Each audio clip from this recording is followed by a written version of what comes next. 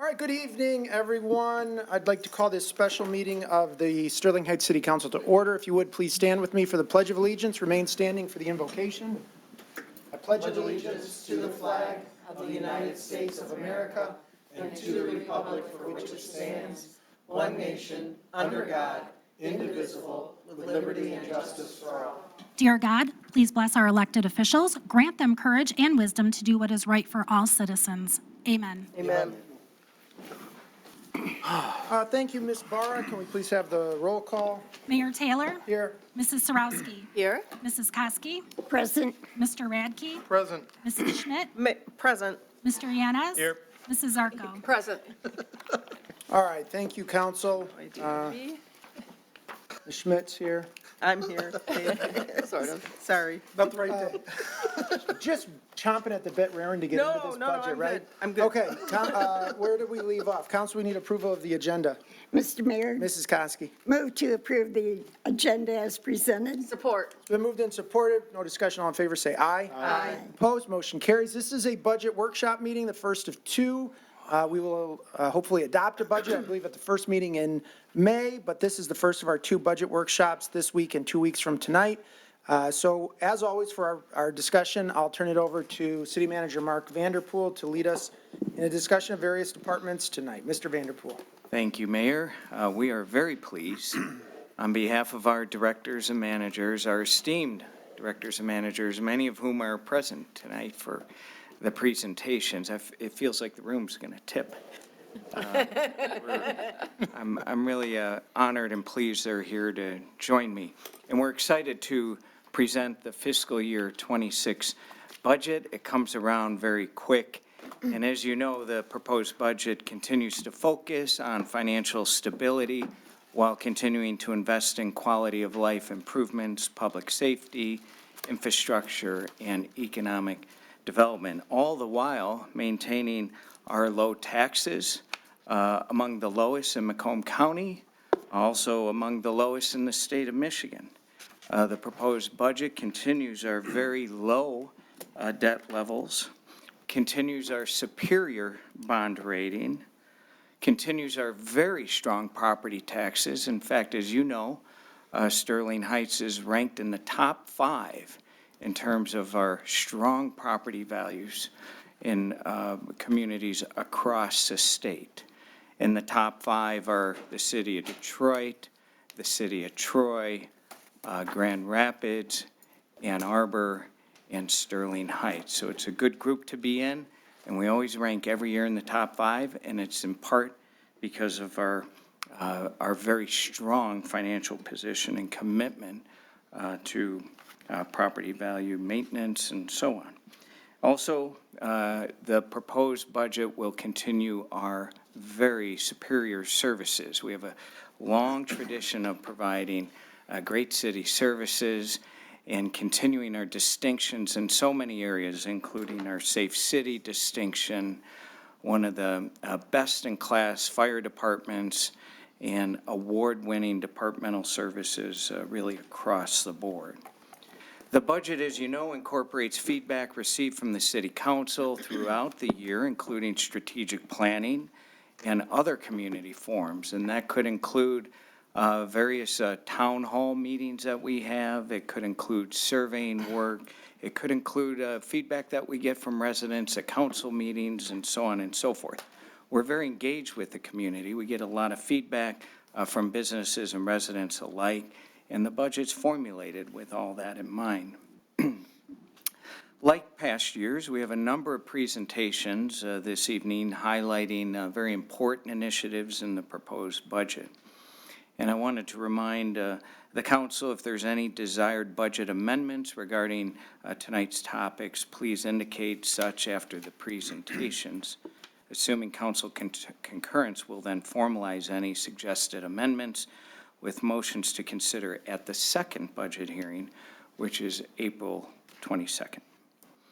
All motions for any amendments will need to be voted on at the second hearing so that they can be incorporated into the final budget approval on May 6th. There'll be plenty of time for questions from the audience and certainly council members after the presentations. And now, as is customary, I'm really pleased to introduce our Budget and Finance Director, Jennifer Varney, who, her and her team just do an amazing job putting the budget together every year. We get the Distinguished Budget Award. We've consistently received that. It's a nationwide award. We have a long track record with this award, and I think you'll see why as we get through the presentation. So Jennifer will kick this off. Thank you, Mr. Vanderpool. I'm very excited to be here tonight to present the 25-26 proposed budget. And you can see we had a new helper in the budget office this year, who you will see helps throughout the presentation. The total city budget this year is $318 million and can be broken down into the 5 major fund types as depicted here. The largest city fund, the general fund, totals $132.5 million, is about 42% of the total fund budget. Next are the special revenue funds at $95 million, or 30%, and the water and sewer fund at about $65 million, or 20%. Capital projects and debt service make up the remainder of the total fund budget. Now, the total fund budget for the current year, the year we're in now, is the $291 million, and the proposed budget is $318, which represents a 9.3 or $27 million increase. Now, that may sound like a large increase, but you can see here that the primary reason is the new Pathways and Preservations Fund, which accounts for $45 million of the increase. So this is the fund we're using to account for all of the expenditures related to the PPP millage, and only partially is that funded by tax dollars. The majority, $40 million, is funded by bond proceeds to complete the projects. So the other funds, So the other funds that are adding to the total fund budget are the Facilities Improvement Fund. That's to fund the first phase of the fire station improvements. The debt fund is again related to the PPP millage. Sidewalk Repair and Replacement Fund, also related to the millage. The general fund is up $3 million. Water and sewer is up about $2.5 million, and the land bank again adds $2 million, again related to the millage. The funds that are decreasing this year are the ARPA fund, because all of those funds have been budgeted and committed. The capital projects, major roads, road bond constructions, and local roads are all lower than last year, and that's primarily related just the timing of the construction projects. And so that gets us to our total fund budget of $318 million. Now, the general fund budget totals $132.5 million and makes up, again, about 42% of the total city budget, and can be divided into the 8 departmental budgets as depicted here. And you can see that public safety is still the largest percentage of our budget at 56%. The total general fund budget increased 2.3%, or $3 million, over the current year. 5.3 is in increased wages and benefits due to the contractual wage increases and some additional positions. The required pension contribution for police and fire increased about $800,000, and the general employees' contribution increased about $66,000. Offsetting that is a reduction in the OPEB, or retiree medical contribution, of about $288,000. Health insurance premiums went up about 7%, which added about $384,000 to the budget. And offsetting decreases are seen in grant expenditures. And this is primarily related to a one-time grant expenditure for the Lakeside development of $2 million. It was in the prior year. Capital expenditures are down primarily due to the new way we're paying for sidewalk repair and replacement out of the PPP millage and no longer out of the capital fund. And we reduced the transfer to major roads by about $500,000 this year, or not about, exactly.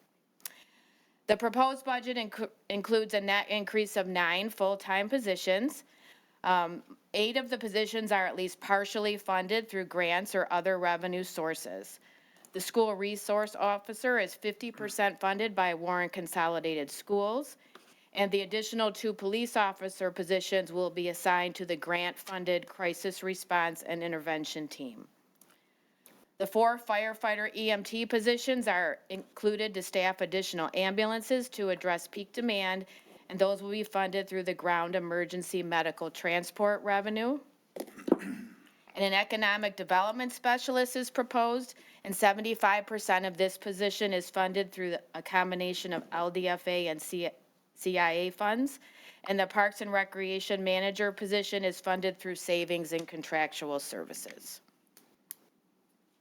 As you can see here, the city has been strategically adding back full-time personnel over the past 10 years.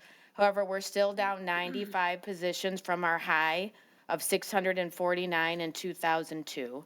And at 4.1 full-time employees per 1,000 residents, we still rank lower than all of our comparable communities. Funding in the proposed budget for pension and retiree medical liabilities totals about $27 million. And you can see here the past 5 years of funding that general employees has remained stable, which is what we expect from a closed plan because no new members are being added. On the other hand, contributions for the only open system, the police and fire system, continue to increase, and that's primarily due to the addition of new members. And again, the OPEB contributions have been declining, which is a direct result of the commitment we have made to fully funding that plan.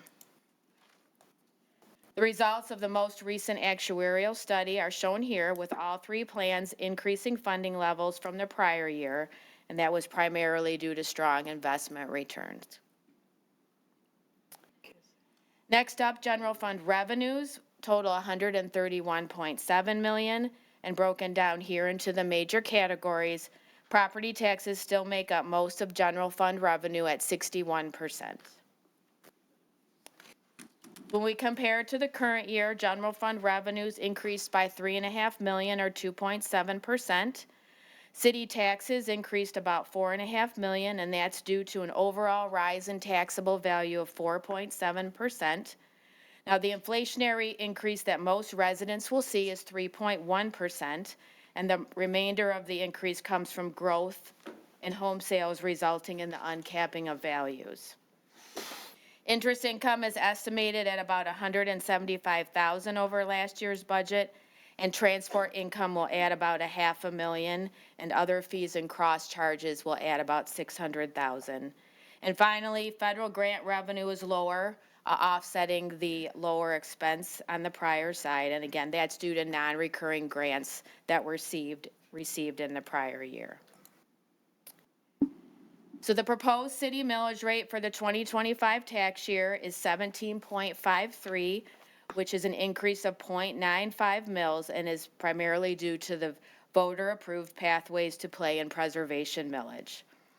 The average taxable value for a home in Sterling Heights is just over $103,000, and that's an increase of about $5,000 over last year's average, and equates to a home with a market value of $302,000, meaning for the average resident, their taxable value is at about 34% of their market value. The annual city taxes on the average home are $1,809, which equates to $151 a month for all city services. As you can see here, the city's chart rate still continues to be one of the lowest in the county. The proposed budget for this year includes a use of fund balance of just under $735,000, and there's 2 main reasons for that.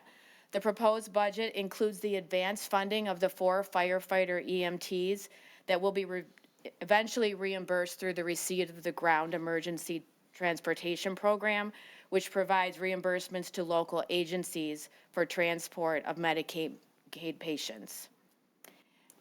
And also the first year front loading of labor contract increases contributes to the use of fund balance. However, this will be offset in future years when the increases are much lower. And most contractual increases over the 4-year average of the contract average about 3.5% annually. But you can see from this chart, general fund balance remains very strong.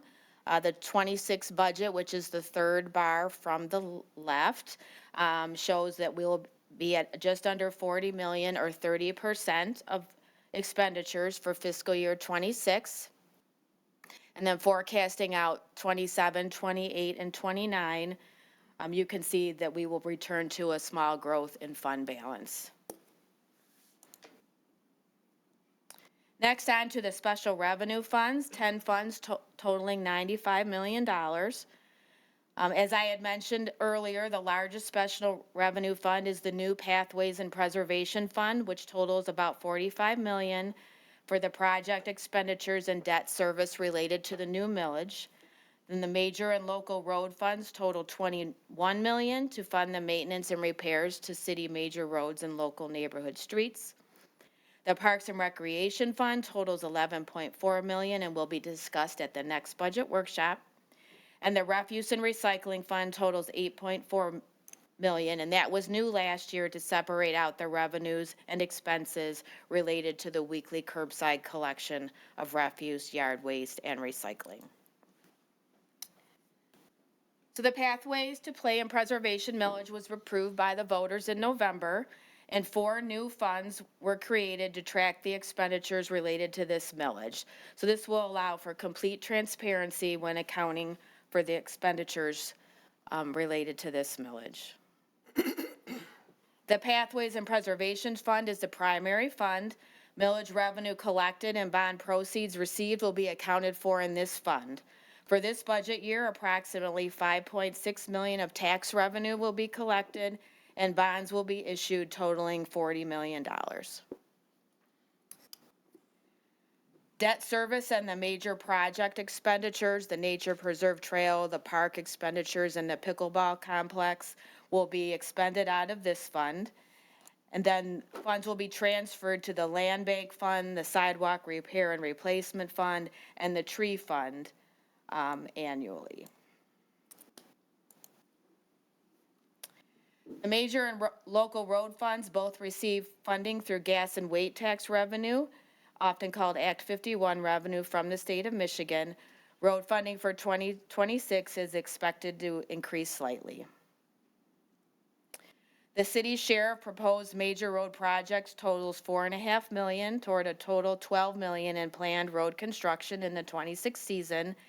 And the major projects include 15 Mile from Mound to Maple Lane, Dolbury Drive resurfacing, and the reconstruction of the Shaner Bridge over the Red Run Drain. Safe Streets revenue continues to fund the repair and reconstruction of neighborhood streets. This year, Safe Streets revenue in combination with Act 51 revenue will fund the repair and reconstruction of 22 neighborhood streets. The Refuse and Recycling Fund primarily collects revenue through the refuse millage to fund the refuse collection contract. You will note that the total expenses of 8.4 exceed revenues of 8.1 million in the current year, and this is due to the grant revenue received last year for the purchase of recycling carts. So this revenue is used to offset the costs and decrease the amount of revenue that needs to be collected through the millage. Next, the capital projects fund total $14.1 million and include investment in capital projects, equipment and vehicles, facilities, sidewalk, and tree preservation. Proposed vehicles include 10 police patrol cars, a replacement fire pumper, a replacement Vector truck for DPW, as well as 11 departmental city vehicles as part of the regular replacement plan. Proposed equipment includes ongoing replacement plans in the fire department for life pack defibrillators, ambulance power cots, fire hose, Lucas chest compression systems, and also a trailer-mounted Z-boom for facilities maintenance. Information technology investment includes replacement of the virtual and physical storage area network systems and the financial system server, as well as ongoing replacement plans for personal computers and in-car police computers and modems. Now, the Facilities Improvement Fund that I mentioned earlier includes $4.5 million for the first phase of the renovation of Fire Station Number 5. This $9 million project will be funded over a 2-year period using Tier 3 property tax reimbursements and will not require any bonded funds. Funding is included for the 2 new capital funds related to the millage. The Tree Preservation Fund includes $600,000 to plant 1,600 neighborhood trees, and the Sidewalk Repair and Replacement Fund includes $3.6 million for the first year of a 5-year plan to fill all major sidewalk gaps throughout the city, as well as continue the repair program. Finally, the debt service funds total $11.6 million and provide funding for the debt payments on outstanding road bonds and bonds for the facilities renovations and DPW building. And a $40 million issuance is also planned to fund the projects as part of the PPP millage. An update of the legal debt margin calculation as of the fiscal year 24 audit shows the city is well within its legal debt margin and in fact has only used 20% of the amount allowable by law. In addition, this slide shows the updated road bond debt limit calculation. Debt service on road bonds is limited to 50% of Act 51 revenue. Our total road bond debt service is just over $5 million and is over $2.8 million below the maximum allowable debt service, which puts us at about 64% of our limit. But this to me is the most important slide. This chart summarizes all the debt service payments in the 26 budget and their funding sources. Nearly all city-issued debt has a dedicated funding source. For example, the bonds issued to fund recreating recreation initiatives like the Dodge Park renovations in the community center are funded through the Recreating Recreation millage. The road bonds are funded through Act 51 money.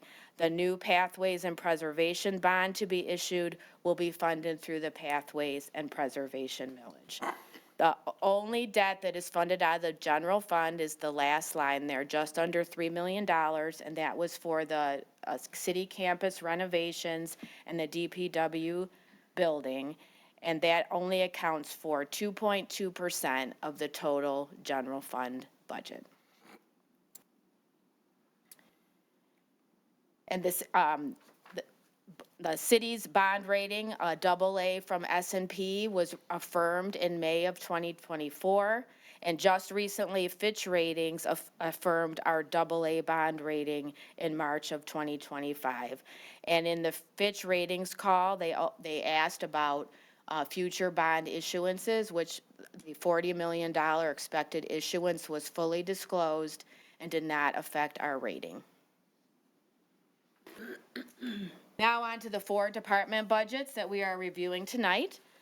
First up is city administration, which is made up of 8 separate departments with 66 full-time and 21 part-time staff.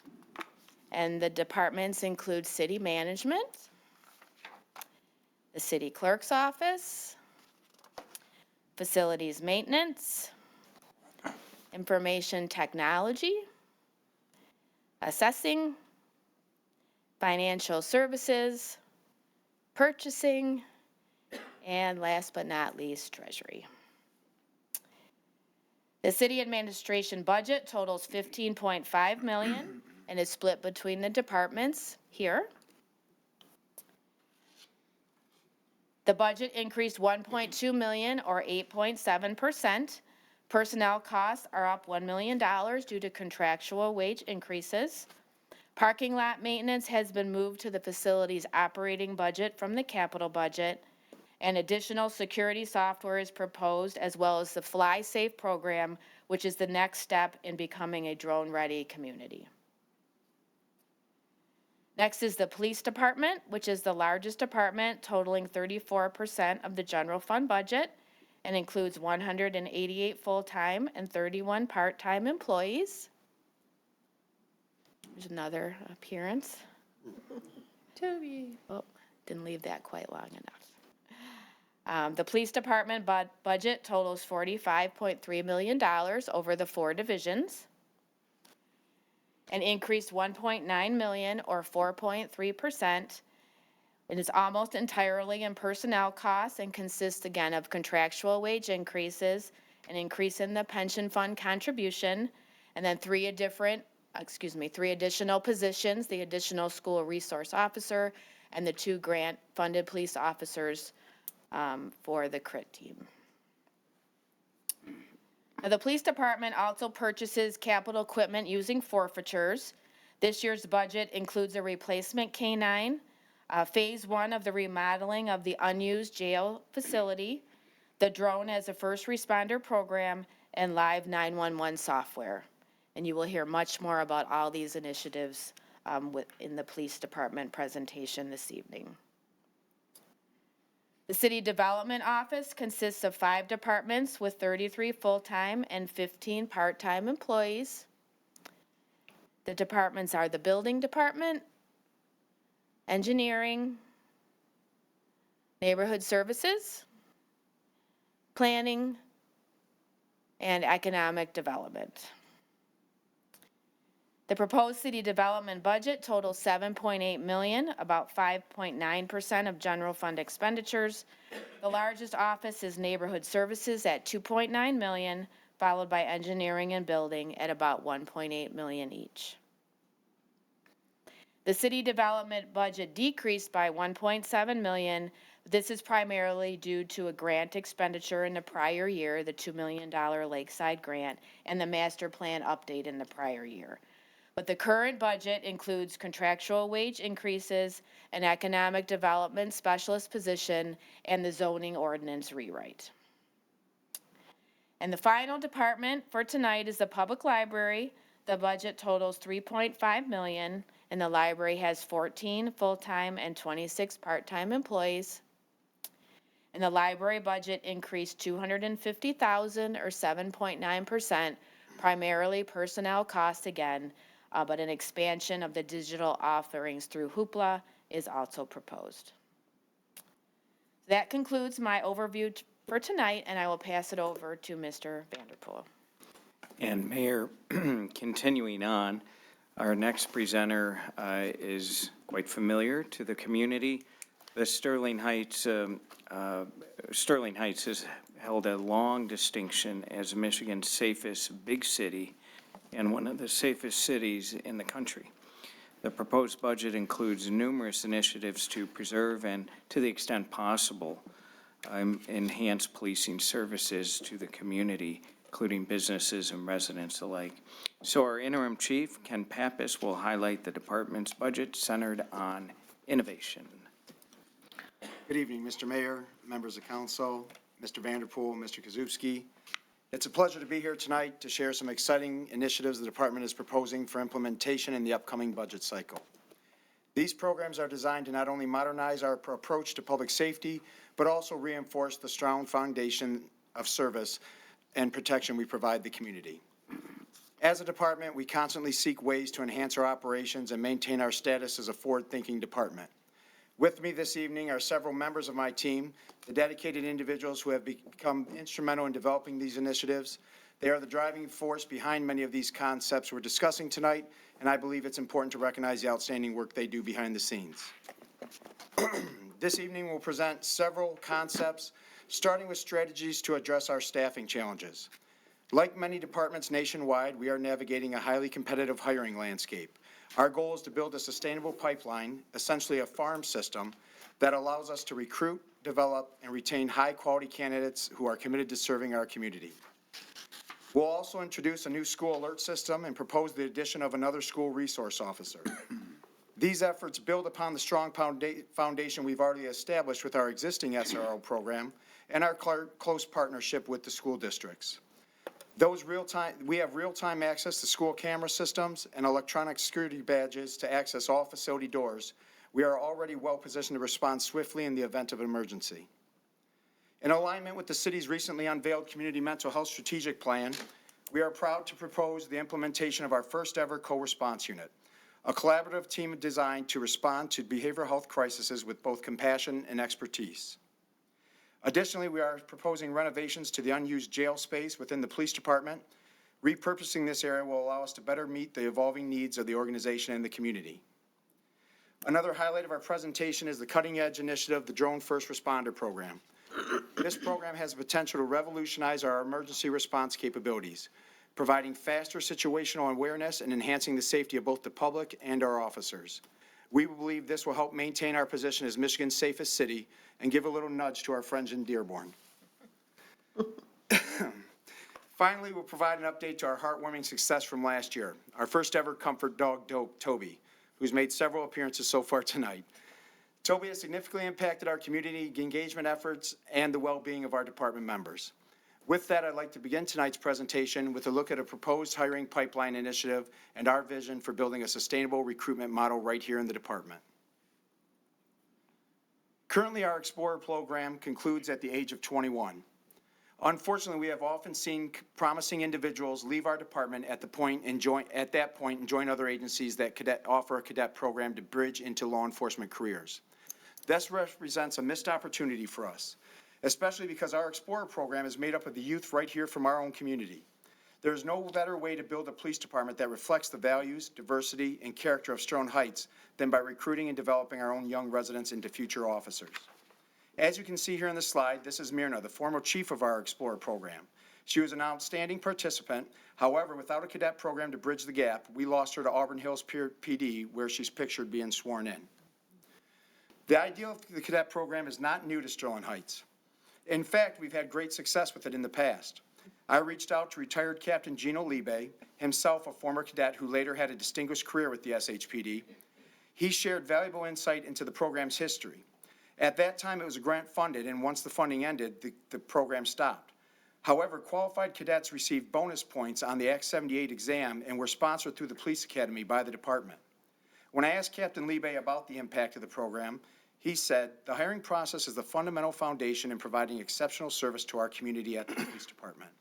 Today, the cadet program can be an essential element to the 25-year investment by allowing a more comprehensive selection of our applicants to ensure we hire only the best police officers here to serve." Under a revitalized cadet program, participants would assist with front desk responsibilities, answer citizen phone calls, take non-criminal reports, and provide support for special events, handle the fleet, and assist with the animal control. This real-world experience would expose them to the inner workings of law enforcement, preparing them for a long career in the public service. This program would serve as an excellent recruitment pipeline for our department, allowing us to identify, develop, and retain individuals who genuinely are committed to serving Sterling Heights. It also benefits the department operationally. Cadets would learn our policies and procedures early on, giving us the opportunity to assess their work ethic and fit before hiring. At the same time, they'd free up sworn officers to focus on higher priority duties and calls for service. Another effective practice we've moved away from, but one we should consider bringing back, is sponsoring cadets through the Police Academy. We've seen the results firsthand. For example, Sergeant Mike Zavoyski was one of our last sponsored cadets, and he has become a standout officer and leader within the department. Today, there's an opportunity to return to this model. The state has opened an MCOLS grant, which allows departments to recover both the cost of the Police Academy and a portion of the cadets' wages while attending. This means we could sponsor new hires through the academy at no additional cost to the city, as these are already budgeted positions. I know the value of this approach personally. When I was exploring career options, my decision to join the department was based heavily on whether they offered a sponsorship. Many strong candidates are making the same decision today, choosing departments that support them financially through the academy. By introducing both the cadet program and the academy sponsorship, we have a powerful opportunity to ensure Sterling Heights remains fully staffed with the highest caliber officers, individuals who reflect our community, shared values, and are prepared to serve long term. Next, I'd like to introduce the Mobile Panic Alert System, a powerful tool that aligns with our ongoing commitment to enhancing school safety. As I mentioned earlier, we've already taken many proactive steps to protect our students. However, we are always looking for ways to improve and adapt. Working in partnership with our school districts, we propose implementing the Mobile Panic Alert System. This system is a mobile app designed by the schools, designed for use by school staff that provides real-time communication with emergency responders. Key features include that the staff can quickly alert authorities during emergencies such as an active shooter, medical emergencies, or fires. It will instantly notify police, fire, and EMS for rapid deployment.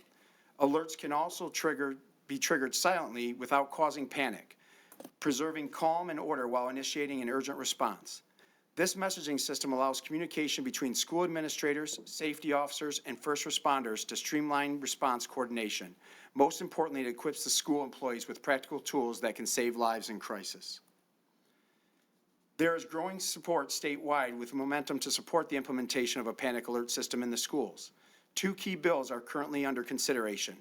Senate Bill 76 requires all school districts in Michigan to implement a mobile panic alert system, and Senate Bill 77, which provides $6.7 million in financing options to assist districts with the cost of the implementation. This initiative is rooted in the tragic story of Alyssa Alhoff, a victim of the Marjorie Stoneman Douglas High School shooting in Parkland, Florida. The legislation, Alyssa's Law, aims to ensure fast and reliable communication between schools and emergency personnel during life-threatening situations. The law has already been enacted in 7 states and is currently pending in 16 states, putting Michigan in a position to join a nationwide effort to prevent future tragedies through better preparedness and response. In closing, the mobile panic alert system is more than just technology. It's a commitment to our children, our educators, and our community to provide the safest possible learning environment. It complements the tools and relationships we've already built, and it brings us one step closer to a world where no child, teacher, or parent has to worry about safety in our schools. By embracing forward-thinking solutions like this, we are not only complying with the best practices and legislative direction, we are leading by example. We have the opportunity to set the standard for school safety across the state, and we're ready to take the next step together. Thank you. I would like to now introduce Lieutenant Bisdorf to discuss the co-response unit.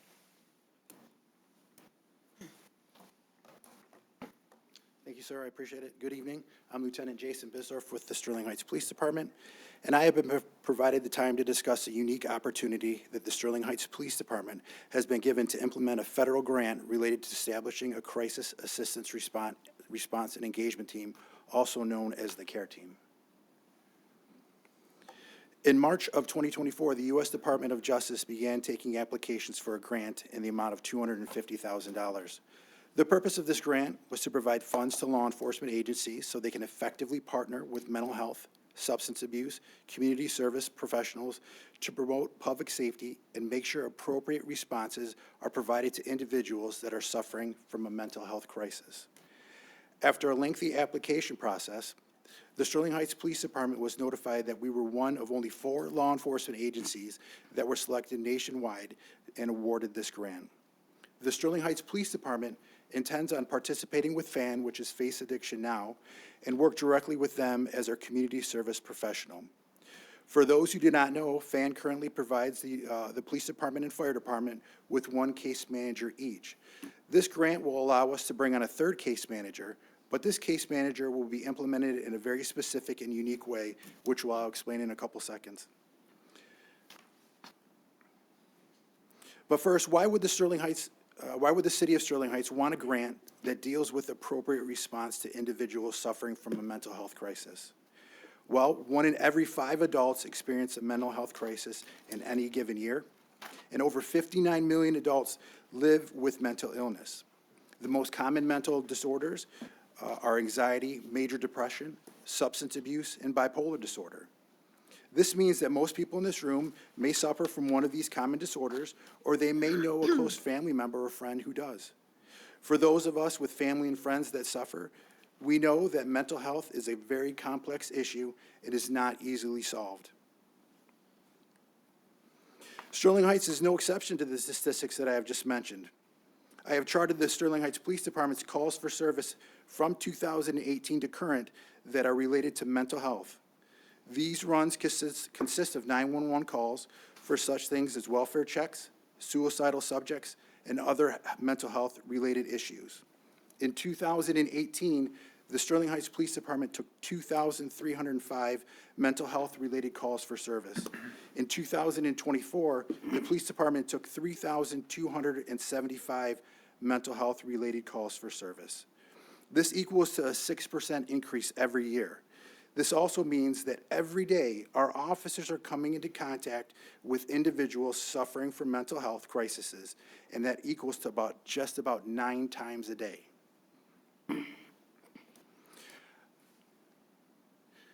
How will the police department utilize this grant? Well, we will have 2 uniform officers specifically assigned to the care team, and we will have 1 case manager from FAN assigned to this team. This 3-person unit will be full-time and assigned to our patrol division. They will be specially trained in crisis intervention methods and de-escalation, and they will be available and dispatched to active in-call calls for service involving those suffering from a mental health crisis. What makes this case manager different than the ones that we currently have is this case manager will be embedded in the patrol car with the officers and will be actively co-responding and walking up with the officers on scene. The purpose of the team will be to immediately connect individuals and family members with services they so desperately need and at a time they so desperately need it. The grant money will be utilized for wages, case manager wages, transportation via Uber and Lyft for participants to make subsequent mental health appointments, uniforms, a bulletproof vest for our case manager, supplies, cell phones, and care kits to leave for family members. In order to determine the success of this 1-year grant, we will be utilizing a robust data collection system. The data collected will allow us to closely evaluate the team's progress and allow us to see the impact that this newly created team will have and that this newly team will have in the realm of mental health. It is the hope of the Sterling Heights Police Department that the collaboration of the law enforcement, mental health professionals will create a safer way, a more compassionate way, and a successful way to serve those in our community who are suffering from a mental health crisis. That will conclude my presentation, and I will now turn it over to you, Captain Scott Lucas. Thank you, Lieutenant Bisdorf. Good evening, and thank you for the opportunity for me to discuss an important jail renovation project that we have been working on here at the Police Department.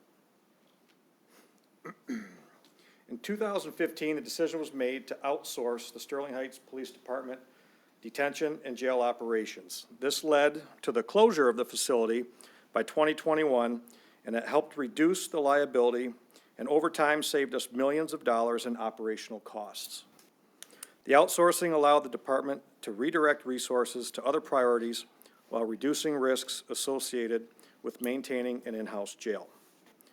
This closure has left the jail, has left us with almost 7,000 square feet of unused space within the police department. This vacant space has created a huge and necessary opportunity for repurposing to meet the department's evolving needs. There is a current shortage of space for staff and departmental functions, which has hindered our growth and efficiency. The department requires additional space to support its staff, training, and employee wellness. With that, a jail renovation committee was established at the police department to identify the department's needs and desires for the space. The committee conducted a thorough review of what the department needs in terms of functionality and employee support. Funds were allocated to hire an architectural firm to assist in creating a design for the repurposed space. And several design iterations were made before we arrived at a final plan that satisfied the department's requirements.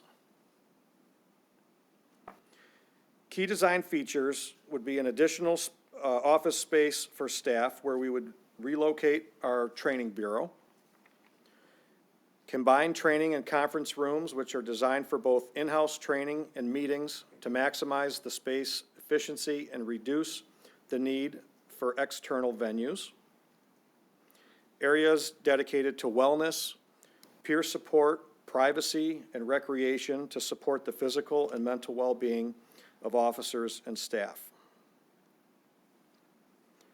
A larger workout facility with an additional mat room for better physical fitness and training needs. And the design really focuses on creating an environment that's supportive, inclusive, and conducive to staff productivity and morale. The design will also assist with maintaining the department's accreditation standards. We have an estimated cost for the demolition, renovation, and furnishing to be in the $2.4 million at that mark. Some of the renovation costs are budgeted to be covered by narcotic forfeiture funds, and the city and police department are also seeking federal funding to help offset costs. If approved, demolition and renovation could begin as early as this upcoming fiscal year, and the project aims to address space shortages and improve staff facilities in a cost-effective manner. I hope these points outline the need for the renovation and the benefits of the proposed design. Thank you, and next up is Captain Colleen Hopper for her presentation. I'm sorry, Captain Mario Bastinelli for his presentation. Yeah, you do. Easy to confuse you. I'm Captain Mario Bastinelli. Thank you, Mayor, City Council, City Manager, City Attorney, other city managers. It's a great opportunity to be able to present our Drone First Responder Program. Once again, we have an opportunity to stay ahead of the curve with innovation and technology, and as well as provide continued great service to our community. I created a very minor, quick video I put together from scratch, no big deal. It gives you a better idea exactly what a Drone First Responder Program is. So I put a lot of hard work and sweat into this. Let's see here. It's short. Nice and short. Oh. Here we go.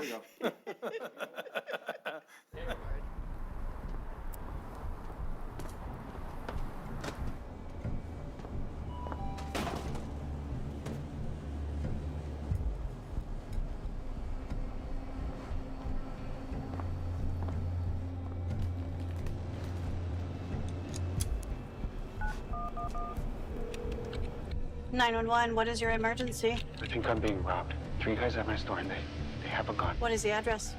Jack's Mini Mart, 6316 North 83rd Street. Responder 1 en route, arrival in 45 seconds. Edward 9, 3 minutes out. Edward 11, ETA in 6. Caller states 2 white males standing outside, possibly armed, 1 white male inside the store. Edward 9, copy. And we have our generational perspectives.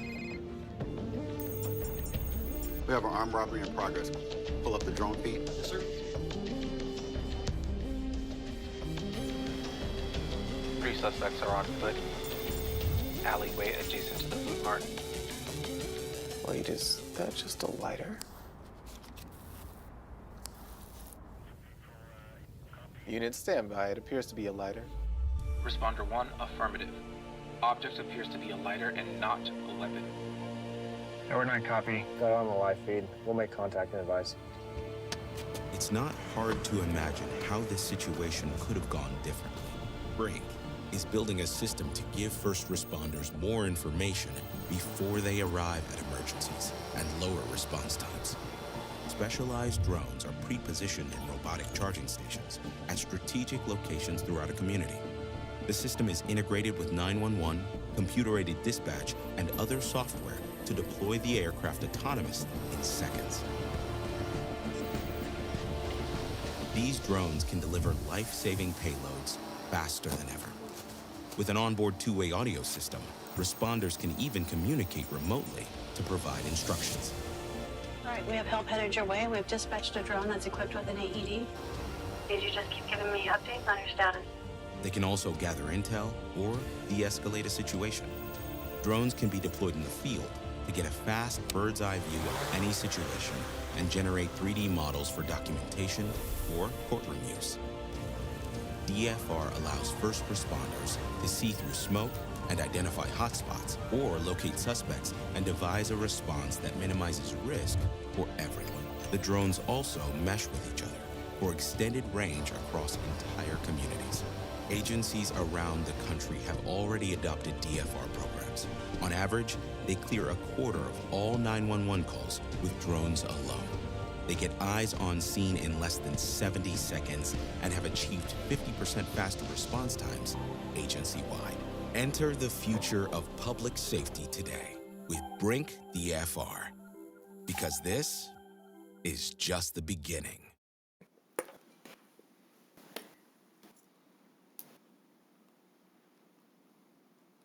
So key uses and benefits of the DFR.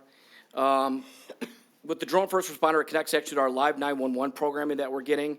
It's for lifetime automatic dispatching. Basically, 911 calls go direct to our officers for a much quicker response, and our drones can actually self-dispatch to a location, beating any officer to any location and give us lifetime view of what's going on. With that benefit, it obviously makes it safer for all responding officers to any incident.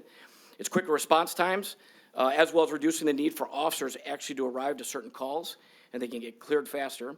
We use it for search and rescue, accident investigation, even active shooter response, crowd control observation, as well as their specialized drones that can be utilized for a special response team into breaching into homes, so we could actually get inside and get eyes inside a home without ever even sending an officer in and risking any lives.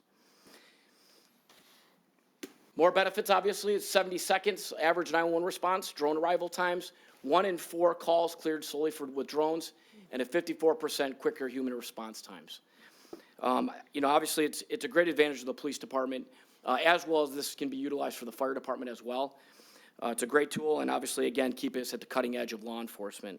With this program, it's $155,000 approximately per year for a 5-year contract, and it provides actually 3 drones, maintenance, and upgrades. And at this time, this concludes my presentation on drone first responder. I thank you very much for your time, and I will turn this over to Captain Colleen Hopper. There you go. Perfect. Good evening, everyone. Oh, I did, that didn't go good. Okay. So I'm going to present on the additional school resource officer we're asking for. As you know, Sterling Heights Police Department and Warren Consolidated have had a long-standing positive relationship for many years, including one SRO for over 20 years. A school resource officer is an integral part of building relationships with the community and is tasked with many responsibilities, including, first and foremost, the safety and security of the students and staff at all Warren Consolidated schools. The school resource officers also assist administration, enforce laws, ordinances, attend after-school events, and are mental health advocates for students in crisis, amongst many other daily responsibilities.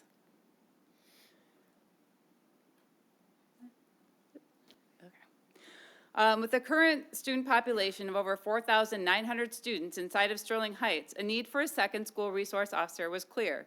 And thanks to the City Council, Police Department, and the Warren Consolidated School Administration, a second school resource officer is proposed for this budget.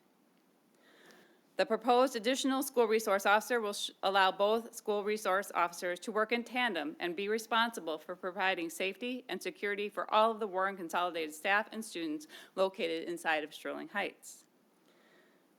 Finally, in regards to the cost of the additional school resource officer, as mentioned earlier, Warren Consolidated has agreed to the same terms of the current school resource officer 3-year contract, which includes paying 50% of their wages and 25% of a newly marked school resource officer vehicle.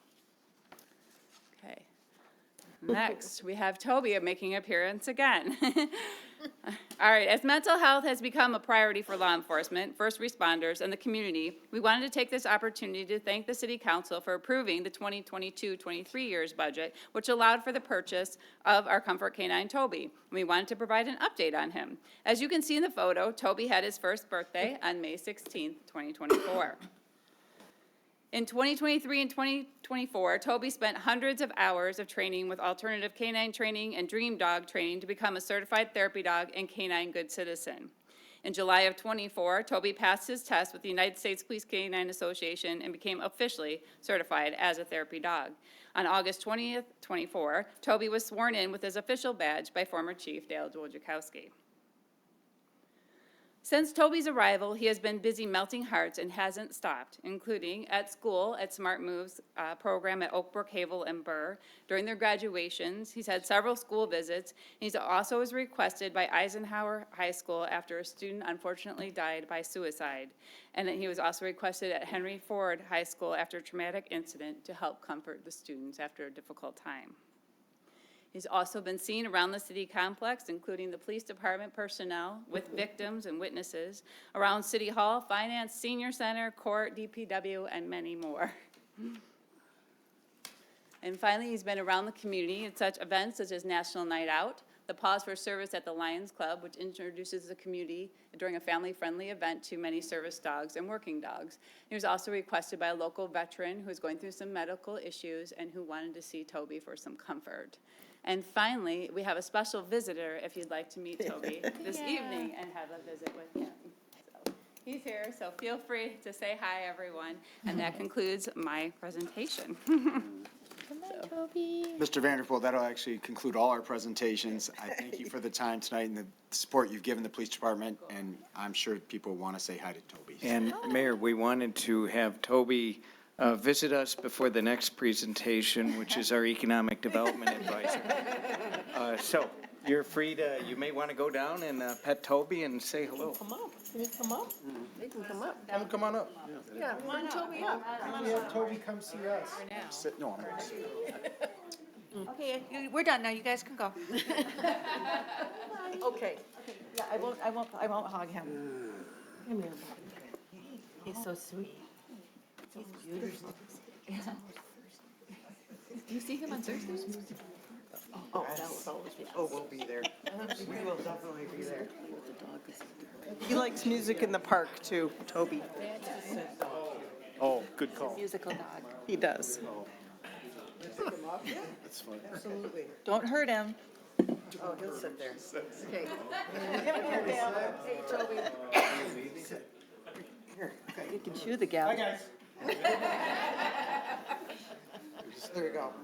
Oh. See if he'll put the gavel in his He mouth. knows how to do it.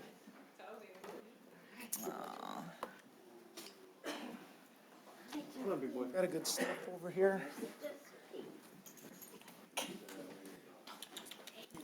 Pet him a little bit longer. Yeah, that's okay. Oh, okay. We can. Let's see his tricks. Yeah. Let's see. You must have hit the restroom. Yeah. Had an entire hour. Now, nervous, right? Anybody Nervous. yelling at me, The only work. spending money. It is my work Maybe anniversary. put him up there, everybody can see It him. is happy anniversary. 17 years. What? Happy anniversary. Happy anniversary. Woo-hoo. We're gonna put Toby up here. So There he is. There he is. He has something to say? Yeah. High five. High five. Oh. He is. He is a very cute dog. Oh, Oh. ready to sleep.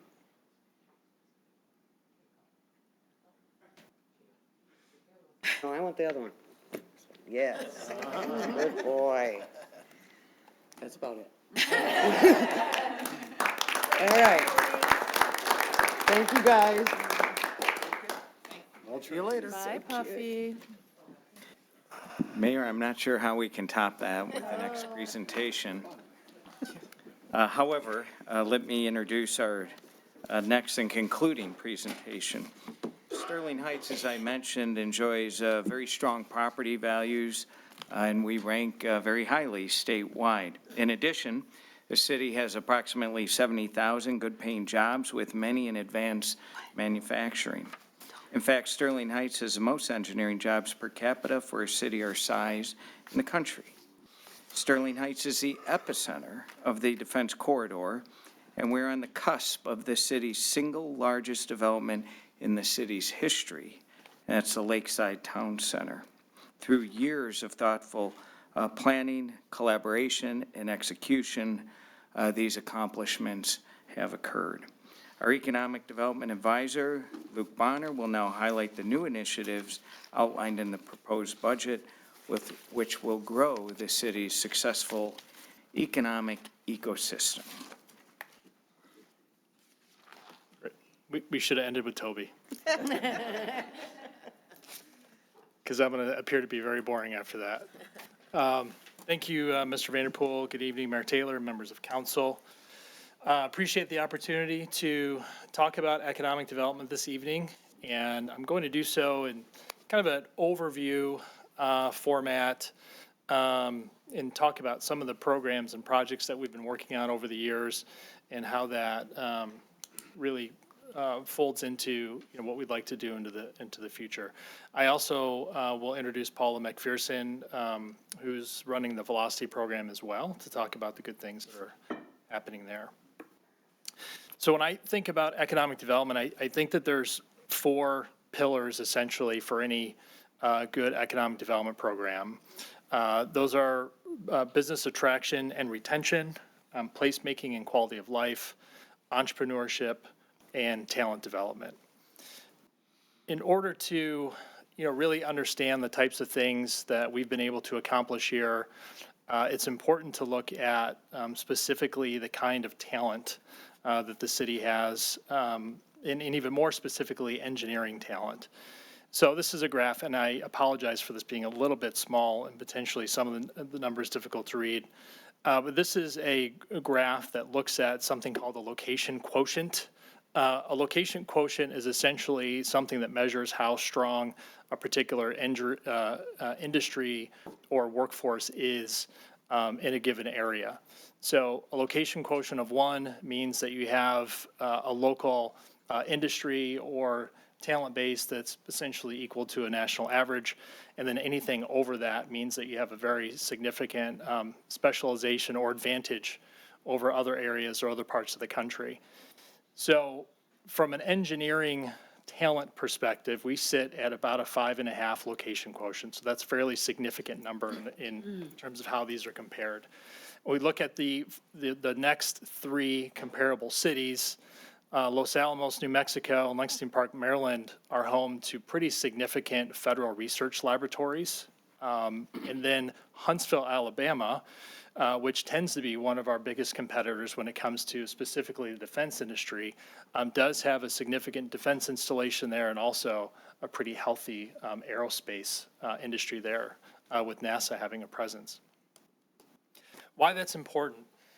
Engineering plays a significant impact on innovation. Innovation is something that Paula is going to talk about when it comes to velocity, but innovation is occurring inside companies here in the city. We have the opportunity to assist some of those companies with expansion projects. Based on our engineering density, we have the ability to attract certain kinds of companies to the community as well. But what we'll talk about later is some of the new program that we can actually use to help create more companies or help existing companies that are innovating products expand more into the community. This has an impact on housing, on job creation, which has an impact on retail. All of those things are quality of life related and have an important place in the community. So here's a graphic really looking at the importance of business retention, for example. This particular infographic really dissects the importance that SHAP has on the community. We have celebrated billions of dollars of investment at SHAP over the years. Our most significant investment in SHAP came when, if you guys remember, of course we all remember this, when SHAP was placed into bankruptcy, and the amount of local efforts and state efforts that went into place to save that plant. As a result of that, there is a $1 billion investment that came to build the Chrysler 200. Thankfully, we had another $1 billion plus investment for the current Ram 1500 pickup model, which is one of their best sellers. And from a longer term perspective, having the Ram there is definitely a better opportunity for us. But if you look at all of the other impacts and companies that are here because of SHAP reinvesting and because of the efforts that we put into helping support that plan and keeping the doors open, there are several companies, several of which have been before this city council, requesting additional incentives in the past in the form of tax abatements. But Mitchell Plastics, actually all of the development at Sunnybrook, at the former Sunnybrook, are Stellantis suppliers. Mitchell Plastics, Metalsa, AGS Automotive has expanded several times in the community. Flexingate has located here because of SHAP. Mopar has a facility, SAS Automotive. UTEC has been here multiple times for expansion incentives. They built their headquarters in the North Van Dyke area, and then last year they expanded into a new facility. And then ThyssenKrupp is another example. But overall, the impact is pretty significant. So this is also a snapshot in time, notwithstanding what's currently happening in the automotive industry. So I want to just make sure that's clear. But at its peak, 4,300 employees working at the assembly plants and stamping plants, right? 8,200 additional jobs supported by FCA employment and spending. Over 127,000 Michigan jobs are directly related to the Sterling Heights manufacturing operation. The average wages are $62,000. And then just a snapshot of the city overall, of all of the companies in the community, $15 billion of exports and $14 billion of imports have been recorded through various data sources, supporting 25,000 manufacturing jobs, with additional $14,000 jobs supporting other industries and retail and hospitality, et cetera. So the emphasis on growing what we have as much as possible has a huge impact on other companies that are locating here or expanding here as a result of that. Here are three other examples of expansion or attraction projects. On the left side, that's BAE Systems Land and Armaments Divisional Headquarters on Van Dyke. That was a very notable project nationally, not just locally.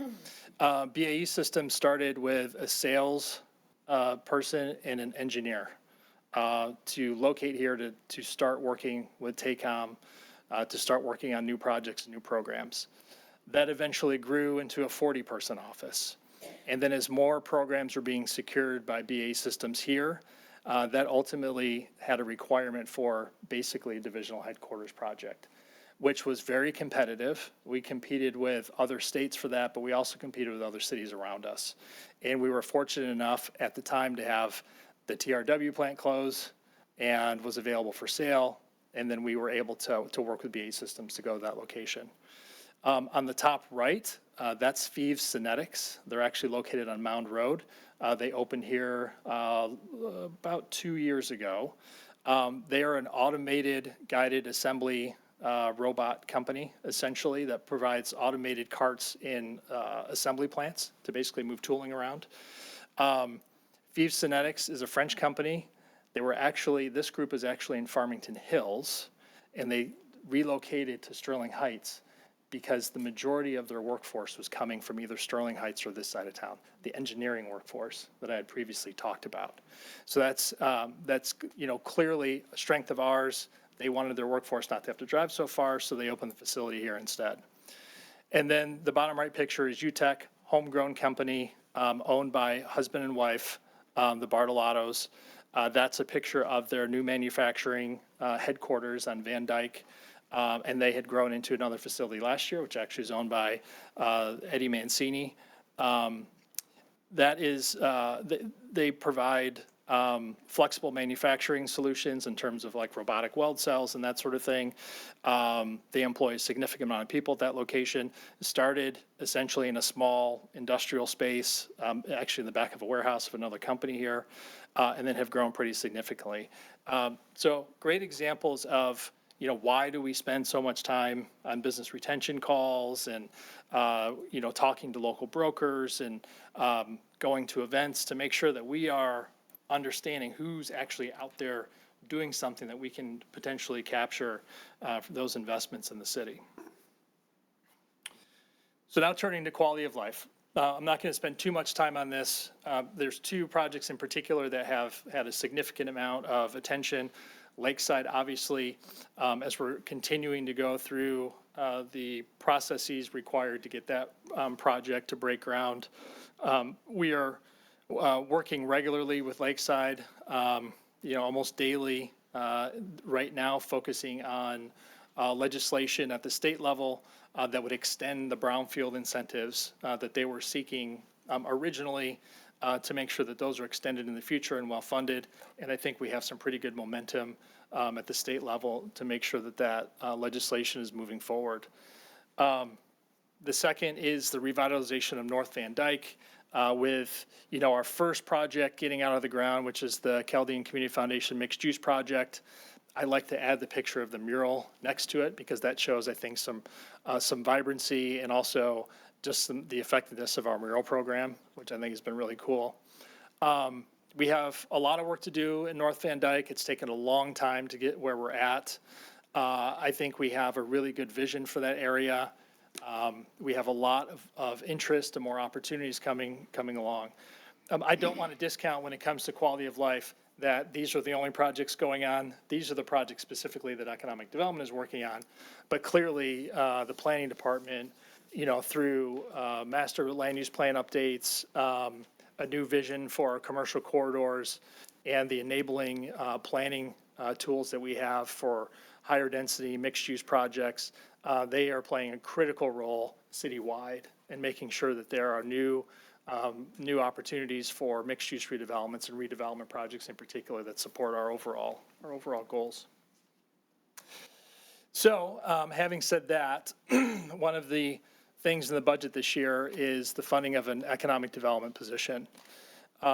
As we continue to move forward in economic development and there are more and more opportunities, we feel like it's pretty important to add an additional person to the team. What they would essentially be focusing on is more small business support. Now, we do have Velocity, which you're going to hear from, that focuses on a very specific stage of company. We also are looking at what's called the second stage company program, and we've just started a pilot on that. So what's a second stage company? A second stage company is bigger than a startup, but not as big as a BAE or a Stellantis or Ford. We have a couple of really good examples that Paula is going to go over in terms of second stage company projects going on. But we see the economic development position as really somebody who's going to be going out and meeting with more and more and more of those second stage companies in the city to vet them and to bring them into some of the new programming. To help them either innovate or expand, either workforce development related, new product development related. We also, based on all of the different initiatives that we have going on right now, in order to make sure that all of those are moving forward and are accelerated, that this position would be really focused on project management support, and of course play a big role in business retention and business attraction also. One of the other new programs that we intend on launching this year is based on a software tool that we've acquired called SizeUp. So SizeUp does a couple of things. One of it is helps smaller companies benchmark their performance against similar type companies in the marketplace.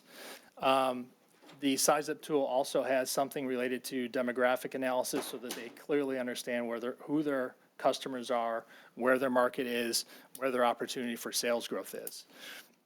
This is a very exciting tool. This is an outward-facing tool available. It will be available on the city's website. We have several city staff that are very interested in getting trained on how to use this. And I think the more people at the city that understand how to use this, the better, because we all encounter small businesses either at the clerk's office, planning department, the library, certainly economic development and Velocity. But this is a tool that we really want to utilize regularly and have somebody facilitate the usage of this tool and also the management of the information that's being relayed to businesses. So this is something we also see the economic development role overseeing. So making sense of all of this, where does all of this potentially sit, within the organization? The economic development team at the city really touches everybody. I don't think there's been a project here that every department hasn't been a part of at some point or another. This is the more focused team. And again, planning also has a huge role in economic development, but this is the team that's, really truly focused on the economic development stuff every single day and is involved in, some of the bigger projects that we've been working on, some of the bigger initiatives that we put together, and where we think the economic development specialist fits into this. along with the Entrepreneurship and Innovation Advisor, who's Paula, who's going to be talking next, and potentially a defense development related position in partnership with the city of Warren. So we have been talking to the city of Warren for a number of years and trying to figure out different ways to partner with them on economic development. It makes a lot of sense. The two communities combined are over, 300,000 people or so. We have thousands of engineering and manufacturing jobs. We have billions of dollars of imports and exports and research and development funding that's going on with the companies here. So it only makes sense to examine an opportunity specifically to look at the defense sector together to both, protect what we have and also grow those opportunities as well. So lastly, I will kick it over to Paula McPherson. Paula has been working with Velocity for 2 years. The last year specifically in the leadership role there as Entrepreneurship and Innovation Advisor. Velocity has been around for quite a while.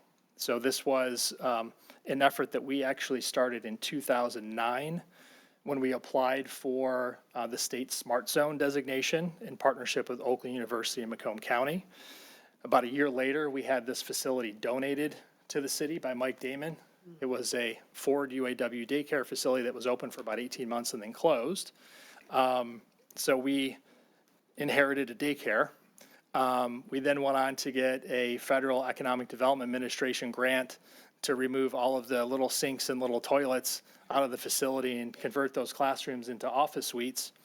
And over time, between partnership with Oakland University and the MEDC, and now contracting with all of the expertise and support there through funding from the state of Michigan and through our local development finance authority, we have built a really, really nice team at Velocity. I will tell you, and I think you probably all notice, it's the best it's ever been. The parking lot is full on a regular basis. Those meetings and conference rooms are full on a regular basis. The facility itself is completely leased out. And the amount of companies, which is the most important thing, the amount of companies that Velocity is consistently working with in one way, shape, or form to help them grow and support, or sometimes just steering in the right direction, is probably the most that we've ever had. And that's really credit to Paula and her leadership and really the team of experts that she's put together over there that the business community is seeking out to engage with and to seek support from. So with that, I'll introduce Paula and let her talk about the Velocity programs.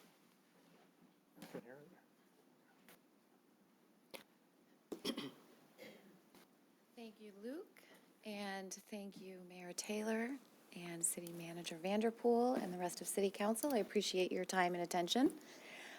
There's nothing I love more than to brag about Velocity. And I apologize, it looks like some of my slides may have skewed, so we'll do our best here with these. So Velocity, as Luke said, is the Smart Zone. We're located here in the Innovation District of Sterling Heights, and we proudly serve all 27 communities across Macomb County. I wanted to share with you a little bit about our year in review from 2024. It's the single largest year in terms of what we were able to do with services to local businesses and aspiring entrepreneurs. We were able to award more than $600,000 in direct grants.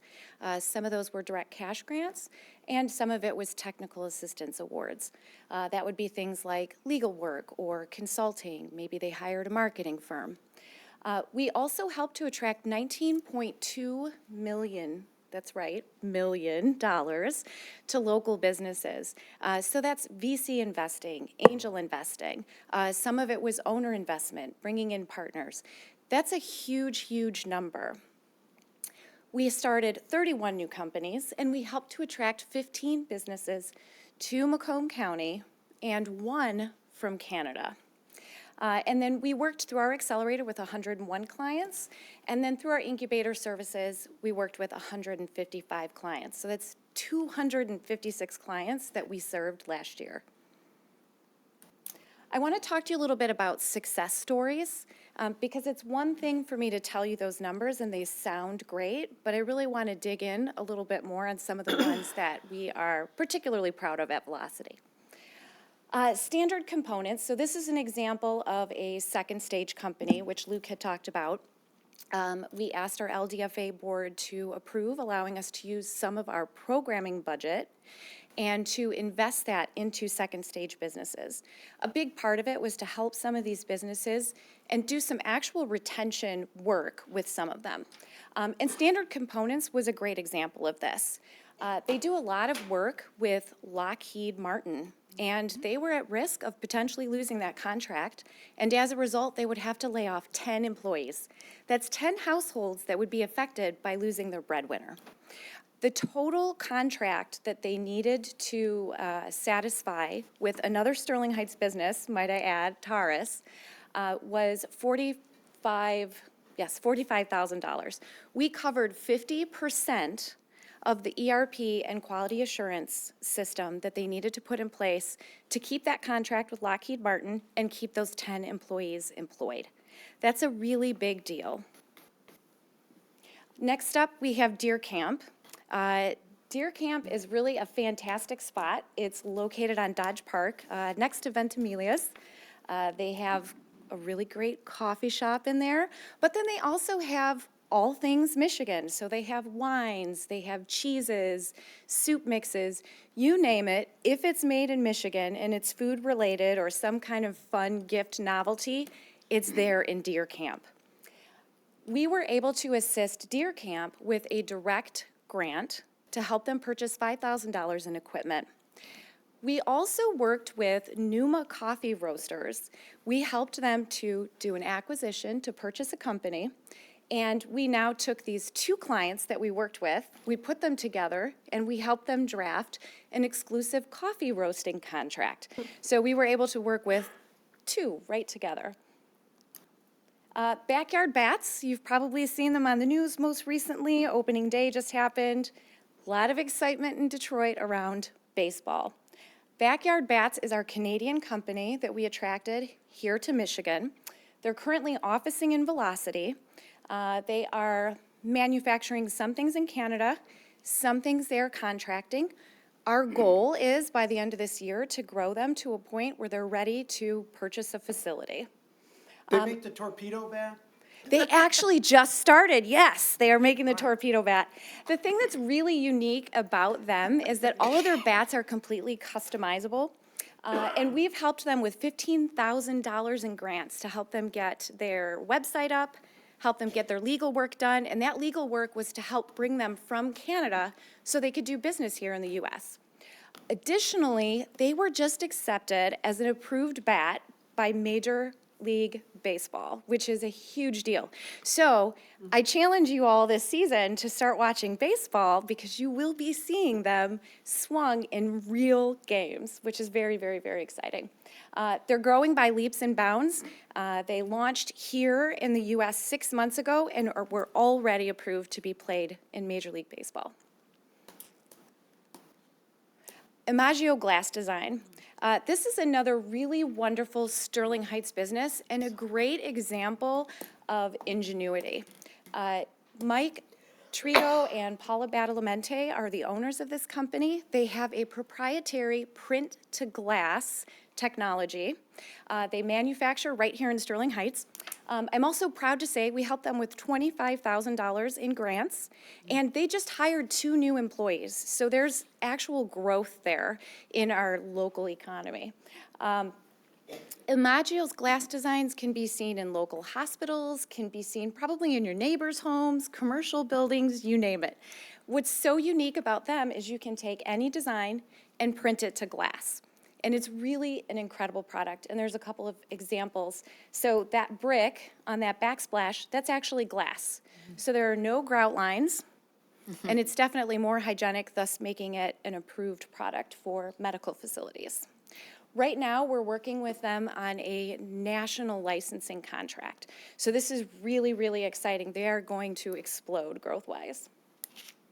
Light Rays. Mark Alexander is the founder. He has a really inspiring story.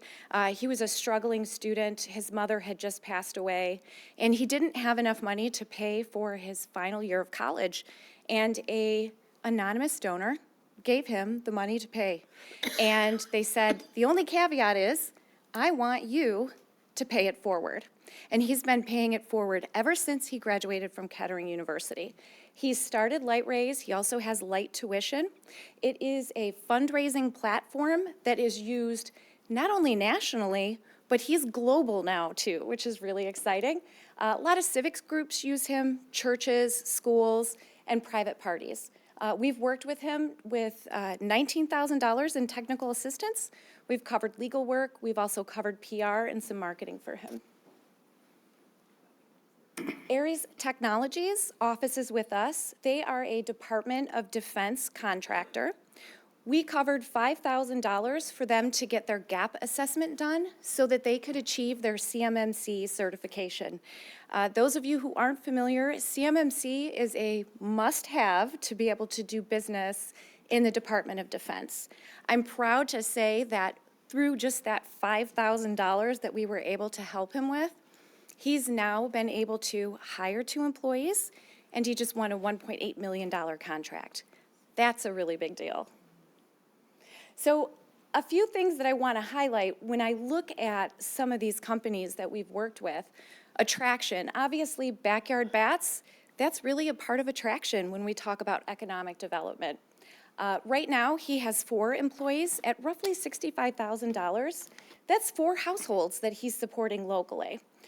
It's growing tax revenue, and we're planning to help him expand his operations in the next 12 months, and he'll be doubling his employees here in the U.S. When we talk about retention, SCI, being able to help him fix his ERP system, get his quality assurance in place, keep that contract, and keep those 10 employees, that's 10 households that don't have to suffer the loss of their breadwinner's job. And it also helps us to ensure that we're doing local business collaboration because SCI is getting that work done with another Sterling Heights business. And then last but not least, growth. We helped Numa, the family who acquired Numa, that's the Kuhlmans, and we put them together with Deer Camp. So that's really exciting too. Not only did we help to keep a business here in Macomb County, but we put them together with a Sterling Heights business, and now we've got cross-collaboration happening. So I want to talk to you a little bit about how we get these success stories, because they don't just happen. There's a lot of other stuff that goes on in the background. We have our incubator program. So this year we launched 2 individual programs. One is Incubate. This is for an ideation stage business. So really early, you come to us with an idea on a napkin. We'll help you to vet that idea, help you put together a business plan, and help you go to market. Momentum is for a little more mature business. Somebody who's been in business for about a year, you have some type of revenue. You may not necessarily be making a ton of money, but you definitely have something there, but you just need some help polishing that business. We're helping them with momentum. Our accelerator programs are very exciting. So we have our Small Business Accelerator, which is supported through our Small Business Support Hubs grant. That's that grant that we won at the end of 2023 of $1.8 million. We have our High Tech Accelerator. And then we also have, new to our lineup of accelerator programming, our MedTech Accelerator. So this is for devices. One of the things that our team has been finding is that a lot of the manufacturers in Macomb County are really struggling. They're struggling because maybe they were primarily working in automotive, and some of that work isn't there.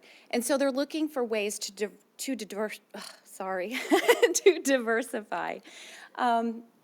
For some of them, Department of Defense work does make sense. For others, the climb to get there, to be cyber secure and do all the things and get all of the accreditations that they need is just financially out of reach.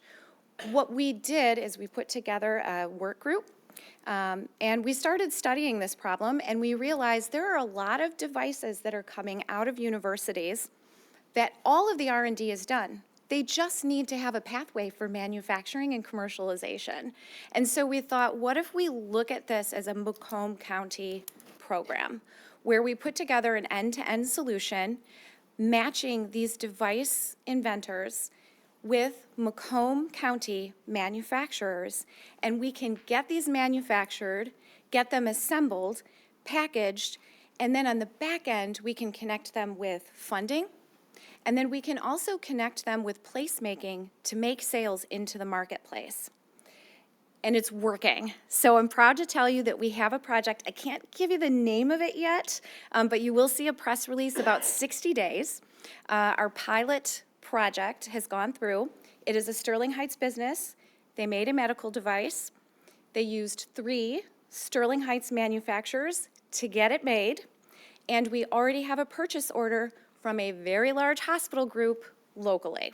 So you will be seeing this in the news very, very soon. We're expecting to be able to announce it and kind of all the players involved in about 60 days. And last but not least, if you have not been to Velocity, we have a lot of great events. If there's one thing we know how to do, it's how to have a good event. We have been partnered with Michigan Founders Fund for the last year now. We host the first Friday of every month, Michigan Founders Fund. That is for founders to come out and commiserate with other founders about what it's like to be a business owner. We have coffee and conversation that happens the 3rd Tuesday of every month. Last year's focus was local authors in business, and this year is all about skills that entrepreneurs need to bootstrap their business. April 29th is our next event, and we'll be having a Canva class. Donuts in Defense is quarterly. We're partnered with NAMC, and they are a DoD consortium. They help their members acquire contracts in the DoD space, and they office with us at Velocity, and we've partnered with Donuts in Defense. That brings out not only manufacturers, it brings out folks who are aspiring to be able to work with DoD, and then we also bring in many of the primes locally come and speak as well. And then special events, we've been doing the Velocity Roadshow that's supported through our Small Business Support Hubs grant. And we've been taking some of our classes that we do in-house, and we've been taking them direct into communities. And we're partnered with Connect Macomb to do a resource fair. That is May 21st at Velocity, and we'll be bringing in all of the different opportunities for business owners to connect with folks like Accounting Aid Society or Women in Business and other groups that they can tap into not only for relationships, but free or low-cost services. And finally, our Velocity 3x3 pitch competition is back. Applications are open. It's on our website, and we're hoping that it's going to be bigger and better this year. Crane's Business just put a little blurb in their newsletter yesterday about it. But we are giving away $19,000 this time around. So $10,000 to first place, $5,000 to second, $3,000 to third, and then audience is going to get to give away a $1,000 bonus. And with that, Entrepreneur in Residence, that is our coaching program. We match folks with business mentors for one-to-one coaching. We are actually expanding this fall our Business Mentors program, and we'll be rebranding our Entrepreneur in Residence to Business Mentors. So we're definitely looking for business owners or those that have it on their heart to come out and do some business counseling with some of our businesses. We'd love to have you. And that is the end of my presentation. Mayor, you can see why the University of Michigan has consistently awarded Sterling Heights with having an outstanding, best-in-class economic development program. So that concludes our special presentations. As I mentioned earlier, our department directors and managers are here this evening from all the departments up tonight, so they're available for any questions you may have. And Mayor, we're happy to address any questions or comments and feedback from the audience and council. Thank you. Okay, well, thank you very much, Mr. Vanderpool. So I think what we'll do at this time is we'll move on to the next item on our agenda, which will allow members of the audience to make any comments that they might have about the presentations, and then allow the city council to as well. So the Next item on our agenda tonight is to introduce the fiscal year 2025-2026 appropriations ordinance. Is there anyone in the audience who'd like to speak on this item? If not, council, we need a motion. Mayor Taylor, Mrs. Sarowski. resolved to introduce the appropriations ordinance for the 2025-2026 fiscal year. Support. It's been moved and supported. Any discussion, Mrs. Sarowski? I can start. I'll be the first to go, I guess. So, thank you all very much for doing all that you've done for the city and for developing these presentations. They are, of course, all of our departments are extremely important. Some are bigger than others, and so a couple of the big ones were today. So I do have some questions. Probably to the chief of police, interim chief Pappas, through the chair to interim chief Pappas. So I have a question on the CARE team crisis response. Yes, ma'am. CARE team. So we are 1 out of 4 awardees in the country. Were those strategically placed throughout the country, those awardees, so that they were regionally placed, or were they just No, whoever had the best presentation win? It's the best presentation one, and that was Okay. done by Lieutenant Bisdorf. He wrote a 14-page document on why it would be important for our city to have this, and we were one of the few agencies selected. Okay, great, and I do appreciate that. And then, so this particular team will have their own, you called it a case manager. Is that specifically a social worker? Is it a peer coach? What is that person? I believe it's a layer lower than a social worker. Okay. The caseworker is, yes, case manager, yes. Okay, so not necessarily a social worker. Okay, very good. I do have to say that because this is for mental health assistance, and the biggest and most tragic thing I ever see to me on television is when a family member has called police because they're at their wit's end. They've got another family member who is just basically losing their mind. They're terrified of what's happening with that person, as well as what the reaction would be. And the most heartbreaking thing is the police come in and they are unfortunately to save lives, and the police lives, oftentimes that person who has been in the most critical state in their lives is injured either by gunshot or they're taken down by taser. And I really think that this is a great way to mitigate that and to find a better, it's a phrase, tool in our toolbox, but it's a better way to manage mental health crises. I don't think one person, I know that it was mentioned, I don't think one person in this room either does not have a family member or close friend who has a mental health issue of some kind, if it's depression, anxiety, bipolar was mentioned. Those things are all part of our lives. And so when we have crises, this is a great thing, and I'm very happy to hear about that. So I had a couple of questions on that. And that's all I have for you, Chief. Thank you so much. As far as so this is my next question, just to Luke Bonner, please, through the chair to Mr. Bonner.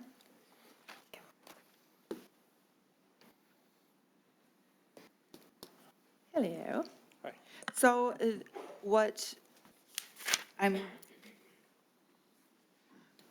most concerned about, well, not what I'm most concerned about, but what I'm concerned about and I'm interested in are some of these brownfield project renovations and using brownfield dollars to reimagine and reinvent business. How many possibilities, and I'm asking you just to shoot it out there, do you think that we have in the city for brownfield reimagining of properties? So brownfield redevelopment project? Correct. Correct. Well, to date, since the city created the Brownfield Redevelopment Authority, which I think was around 1999, 2000, we've only had a handful of projects. We had the Forcia plant on Sims. We had the BAE Systems project. We had the Stellantis expansion. We have the Amazon Distribution Center at former Liberty Park. And we have been discussing Lakeside as potential brownfield. So the good thing about Sterling Heights is that the market is really, really strong. And so we don't see a lot of requests for brownfield type of incentives because the market's strong enough where that kind of cures itself, so to speak. So we're also at the point where we're, built out essentially. So I think as we continue to progress in some of these higher density mixed use redevelopment projects, there could be more requests for brownfield TIF financing for some of those, but I don't necessarily see the volume of brownfield project requests greater than what we've already been seeing over the last 25 years, to be really honest with you. You don't think that because we are so built out that would not be something that's going to increase? No, because we are already seeing a lot of redevelopment projects. And like I said, the market's strong enough for those redevelopment projects are occurring on their own without the request for brownfield TIF incentives. It's where the projects are really, really challenging. Either the redevelopment costs are insurmountable for what the market can overcome, meaning the cost of demolition is too expensive because there's lead and asbestos, or the site's significantly contaminated. Those are the kind of projects that would constitute that. But again, we have seen redevelopment projects without the request for those types of incentives. So I don't necessarily see a significant increase in that versus what we've already seen previously. Okay, great. Well, thank you. And that's all I had for Mr. Bonner. And so that's all I have for everybody. And thank you very much. Again, you guys have done a wonderful job giving us this presentation. All right, thank you, Mrs. Sarowski. Council, anyone else? Mayor Taylor. Mrs. Schmidt. First of all, thank you to all the directors and Ms. Varney for all your hard work on this budget. I appreciate it. I have to start by saying, yay, 5 years of begging the school board and our administration to get a second resource officer for Warren Con. Thank you, thank you, thank you. It is much appreciated, not only by myself, but the administrators in the various schools at Warren Con. I know that our resource officer that's stationed at Sterling has been very busy because he is covering a lot of territory. And it's a different day. We're in a different day. These kids are different. And these school resource officers make a huge difference, not only safety-wise, but emotionally as well. I think just the presence makes them feel safer in some way, shape, or form. And I'd love to see Toby come through the schools too. I think that's a great opportunity for us to reach out into those kids. So I am so excited about that. That's like the highlight of this whole budget for me, is that school resource officer. So thank you, Warren Con, thank you, administration, and hopefully my colleagues on council will approve that. As far as, I really don't have many questions. There's a lot of exciting police programs that I see coming through, and I appreciate that we're using forfeiture funds in really good ways.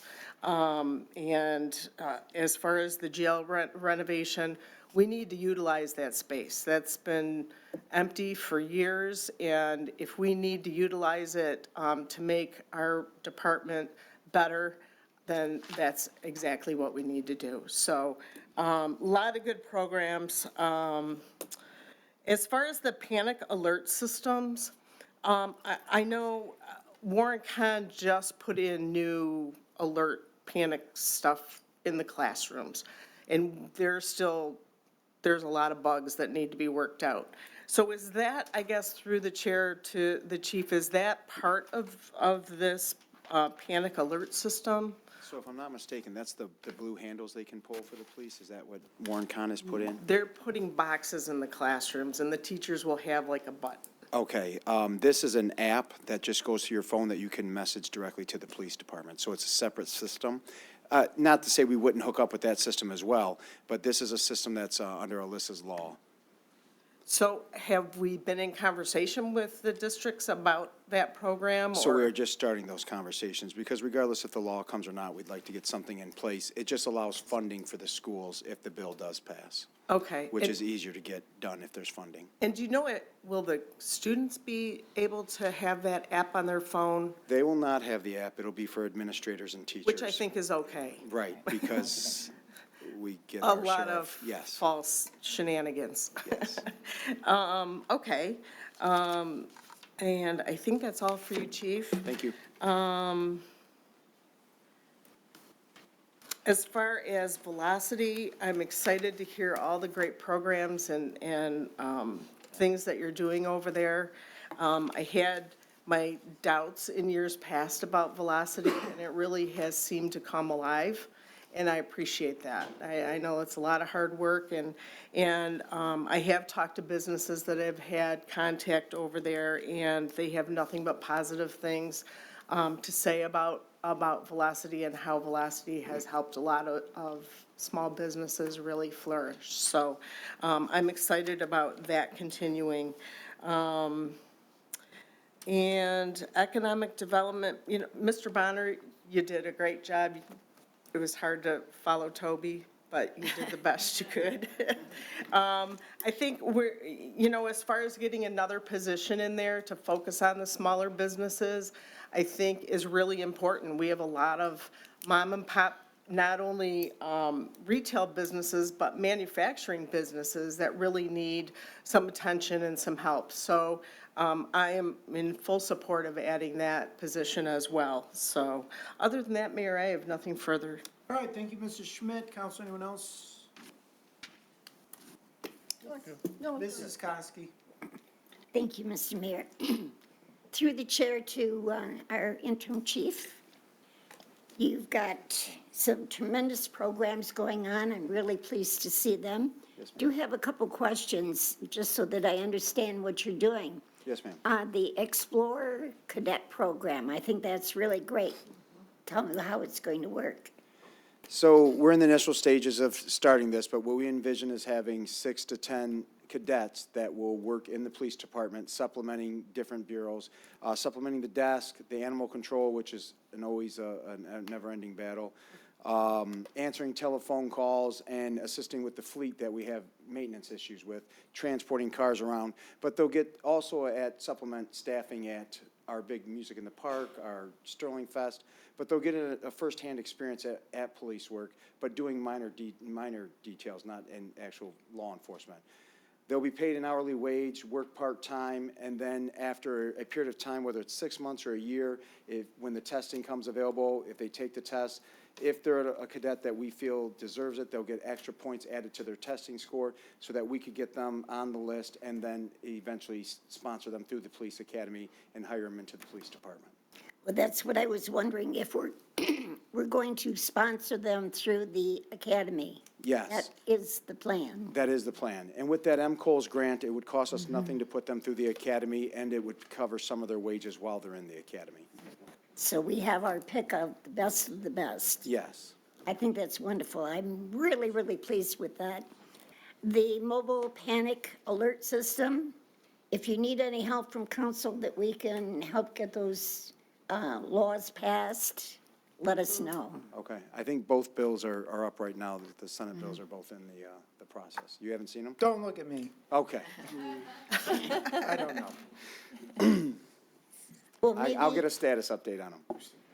I was going to say, I'm sure Mr. Vanderpool would be more than happy to give us some direction or send some letters or do whatever is necessary to help support that. Yes, ma'am.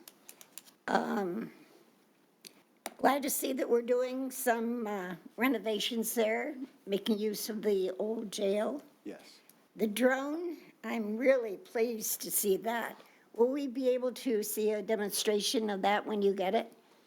So, once it's implemented, obviously, we could call in a 911 call and have it come to your house. Thinking more like night out or something. Yes, but it'll work similar to the drones we have, except it'll be self-dispatched. It'll go over locations and give us a quicker view. Obviously, it can fly straight as an arrow over buildings and doesn't have to follow traffic laws and all that. So it should get there first and assist officers in seeing what's going on.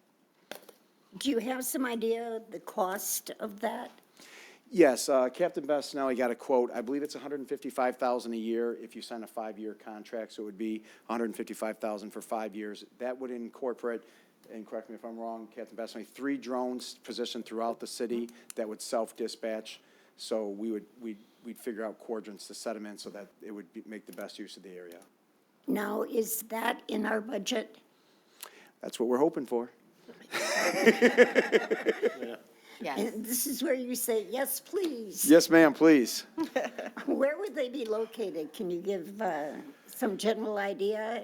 Do we have locations that? We haven't narrowed it down by, we were going to have the company help us figure out the best geographical locations, but initially we were thinking, we thought we'd have 1 drone, and it was going to be on top of FD at 17 and Van Dyke. That's, we thought, the most central location. I don't know if that'll still be utilized to break up the quadrants, but depending on area and size, they would break up the city into 3 reasonable directional roads. That's very impressive, and I think it's an excellent idea, whoever came up with that. Captain Bassonelli made a video.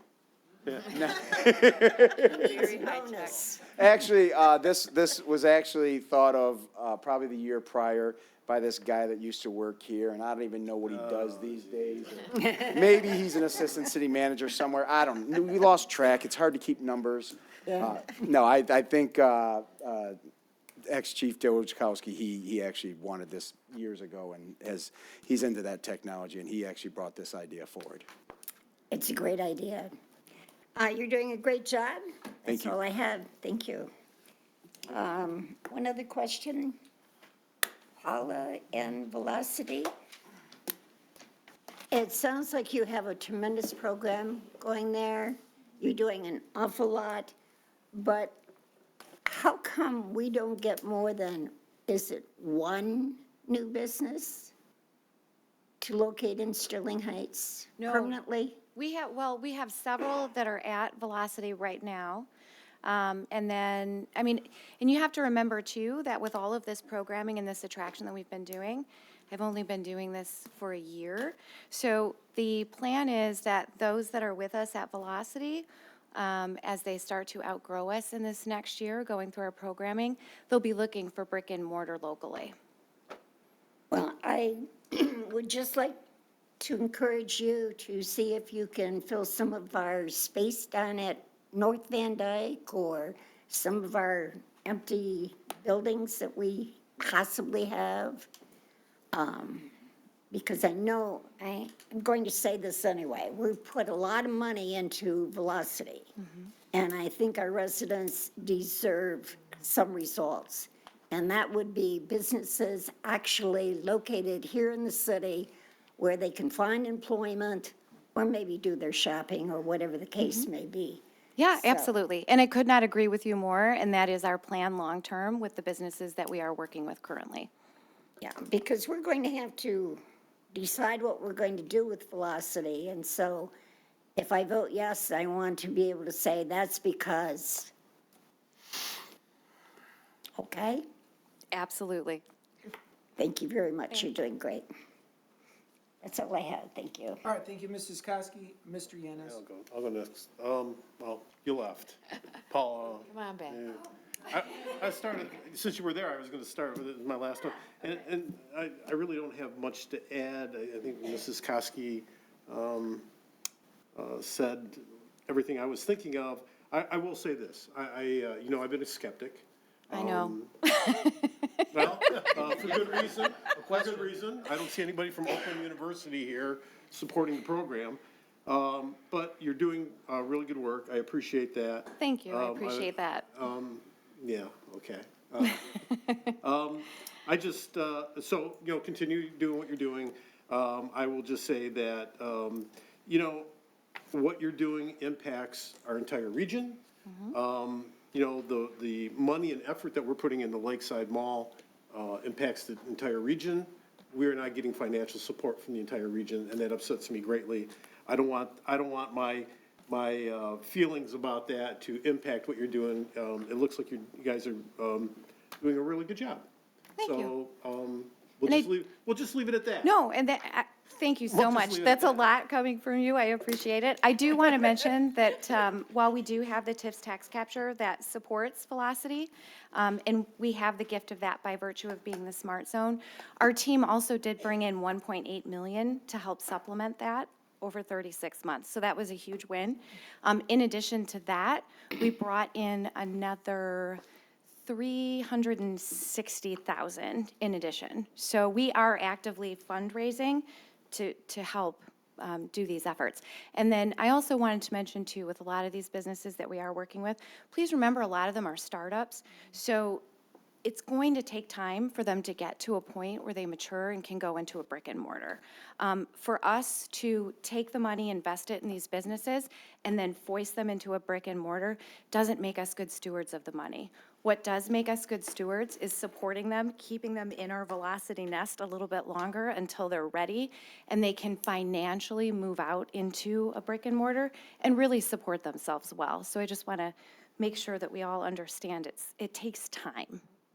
Very good. Well, maybe we'll have to develop a velocity tax, so if one of your businesses go to Shelby or Macomb or Clinton Township and they get the tax dollars, maybe No. we get a slice of that back. Our goal is to definitely keep them here in Sterling Heights. That's a great goal. Most definitely. That's a great goal. Let's stop while we're ahead. All right, thank you. Just through the chair to the city manager, just a clarification. On the economic specialist, the cost is split 75-25, with 75 coming out of the LDFA. Remind me again where the other 25 is coming out of? Thank you, Mayor. Councilman Yanez, it'll be coming out of the general fund, economic development, portion of the general fund. And the rationale for that is because the position will be doing some work in terms of business retention and recruitment outside of the LDFA district, if you will. Okay, and correct me if I'm wrong, but it looked like in the personnel flow chart there that this position will be reporting to the assistant city manager? Councilman Yanez, the entire economic development team is based out of city management. So you saw from the chart, we have a lineal structure, if you will, in city management. So yes, the short answer is yes, but the team works together. I'm very involved in it myself. So yeah, technically assistant city manager, but also me as well. I'm very involved in the day-to-day operations of economic development. Okay, very good. Through the chair to Ms. Varney, how much, if you can tell me off the top of your head, how many tax dollars were captured through all our TIFs last year? Just city taxes or? Yeah, anything that would have gone into our general fund. Well, so the let's just, if we could go one at a time. Sure, yeah, that'd be great. The LDFA captures about 2 million total taxes, so about a third of that would be city. So again, the taxes that are captured are the county taxes, the school taxes, the state taxes. Sure. So it's not just city taxes, which is why the Velocity supports the whole county. The other is the brownfield, which we capture a total of 800,000. And city tax would be 800, a third of that 800K? Yeah, so probably about a third. I would like to double check that. And Sure, absolutely. You can get back with me later if you'd like. Yeah. CIAs are both TIF districts too. Yes. Oh, and the CIA. Yes. Sorry. So CIA in total, thank you. Sorry, don't know these. CIA is a total of about 360,000. Again, I'd need to double check exactly how much of that's city. Is that for both districts? Is that for both CIAs? He's asking if it's for both. She said she'll check, double check and get back. Yeah, Oh, there's only one CIA right now that we're Right, 'cause- capturing taxes. yeah, because Lakeside's the other one, right? And Right, but we're we not don't, even- there's, Yeah, we're not doing yeah, anything. so Okay. it's just the North Van Dyke. You know, if you're welcome to send me an email tomorrow, you know, so Yeah. if you want to be sure of the I numbers. just want to double check. I can give you the exact breakdown. Not a I don't- problem. I don't have that handy. Not a problem. Thank you. That's all I had for you. For the police department, interim chief, if you want to answer any of this, you can, which you probably just defer to your captain. But I'm curious, so I'm wondering if this is like Flock. Is this like the only company that is doing this? No, there's multiple companies. Speaking to the microphone. Lower the microphone, then speak into it. Oh, man, it hurts. That's all right, I'm okay with it. Out of order, out of order. He's going to make a lazy boy comment at some point. We love our firemen. We love our police officers. Anyways. There's actually multiple companies that are out there, sir. So we still have, Flock is one of them. They do have. Oh, they do? They do have a drone program. So is this the best deal, the 155 a year for 3 drones and all the support? They're all pretty competitive, Okay. and what they provide is all different. So we're still obviously in the early stages of figuring that out, but. Are we going out for bid then? I'm sorry, I didn't mean to cut you off. I'm just trying, I guess that's the point I'm trying to get at. Are we bidding this out? Is this 155 sort of the average? Are we going to bid this out, or is this one company that we saw is going to be the company we're working with? Yes, sir, that's correct. We're going to be looking at multiple companies. Okay. Yeah, we want to make sure that we're getting the Okay. most bang for our buck. Okay. And you can sit down, All right, thank you. if you're not already sitting down. Okay, I'm sorry. Oh, he's going to get me back. You guys just don't understand. You know he No. carries a gun. Yeah, you know, and I will say, so I think this is a great idea. I know when we hired the fire chief, and he talked about using drones, you know, there's nothing worse. Well, maybe there's something worse, but what's really bad is going into a situation that you just don't know what you're going to face, right? So for the police officers, it could be, you know, somebody with a gun or what have you. You know, for firefighters, it could be fire in a place where you can't really see, and you go into a building, next thing you know, the ceiling's collapsing on you.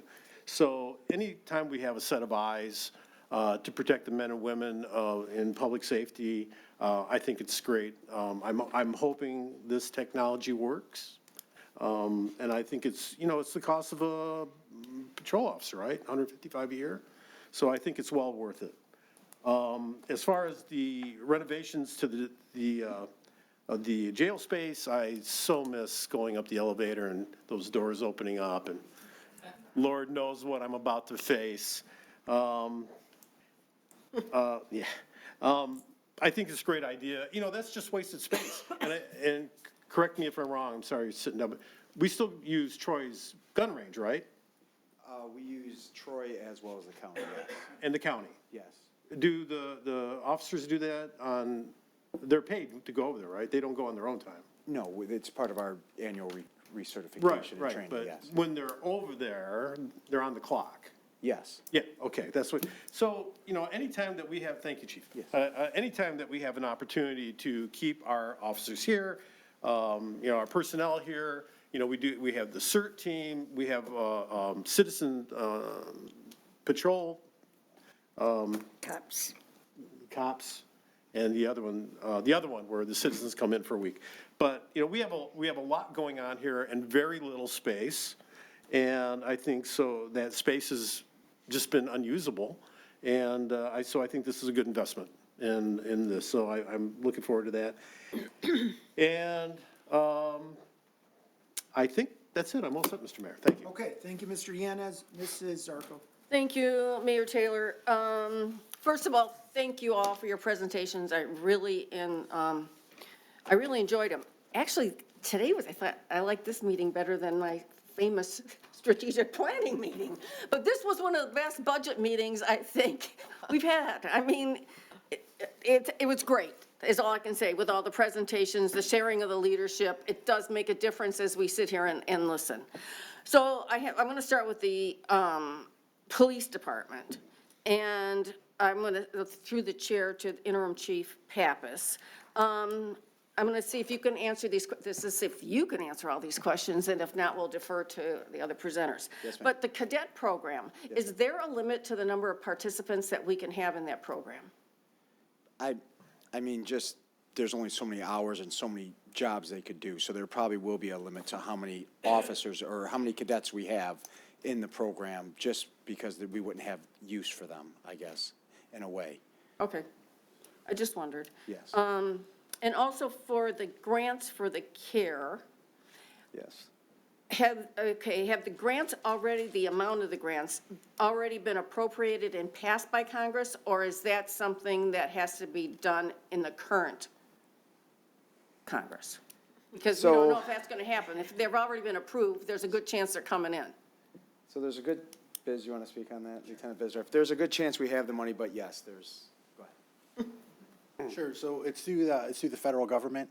I spoke with our lead from the federal government, and that money can get pulled at any time if it doesn't meet the executive orders through I would assume through the president. But as of now, we're still a go. Okay, that's what I needed to know. Thank you. The other thing is the mental health, as far as concentrating on making things better for us as far as our residents go. I agree with Mrs. Sarowski that this is something that every family, I'm sure, either knows somebody or has somebody in their family that is experiencing some kind of mental health. It's just a society we live in anymore.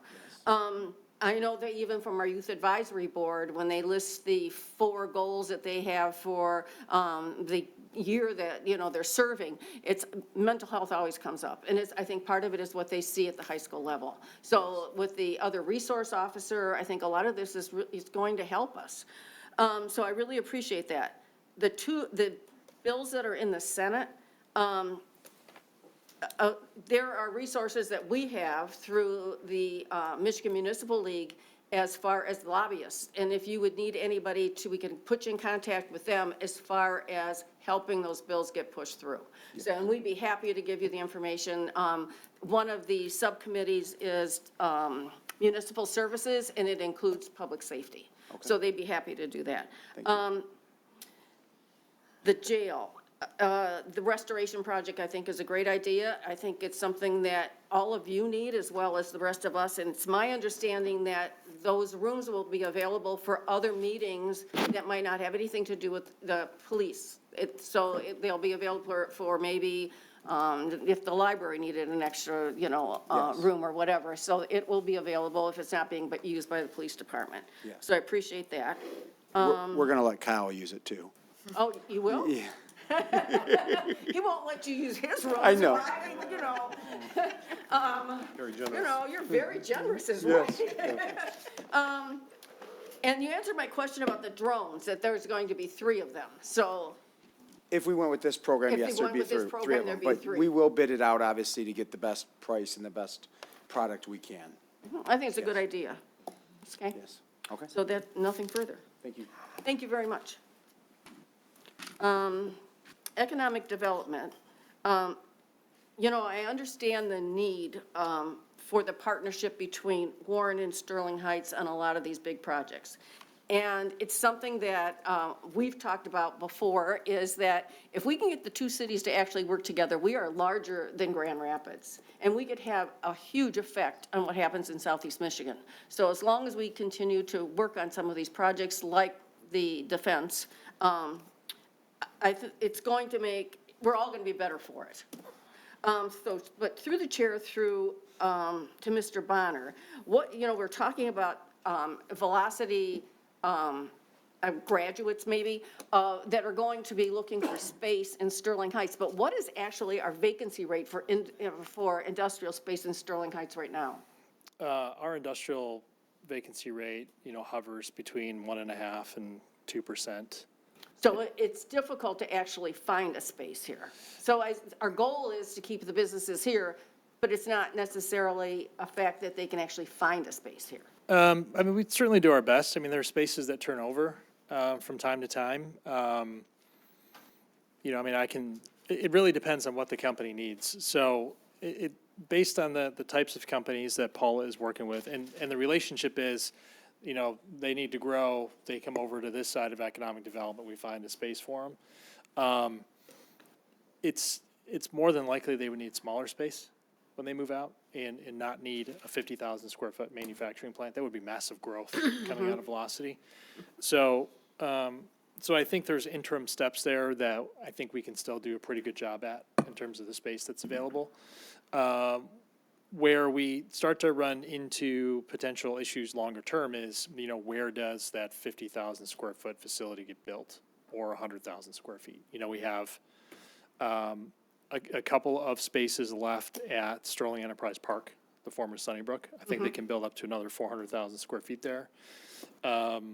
Steve Mancini has 18 and a half in Mound that can do about 200,000 square feet.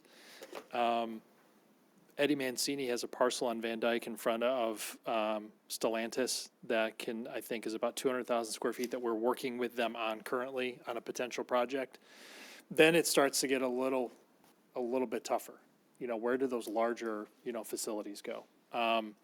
So, that's something we'll just have to deal with at some point.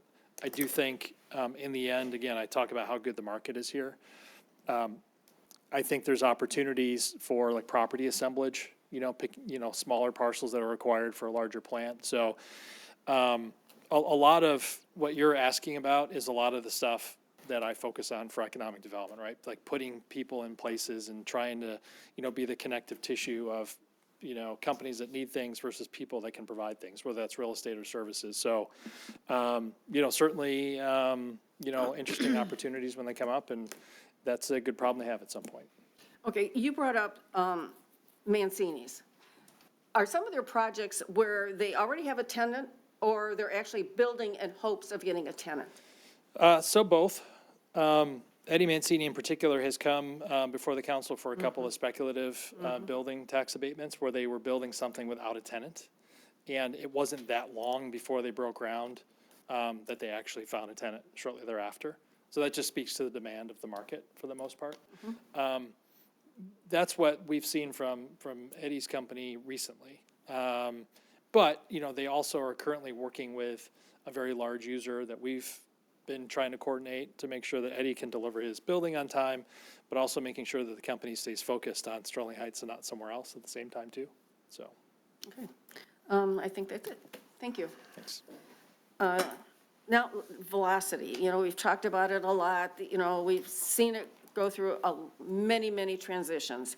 But I have to agree, I think this is the best leadership team that we have had in place there. And your excitement certainly is infectious, to say the least.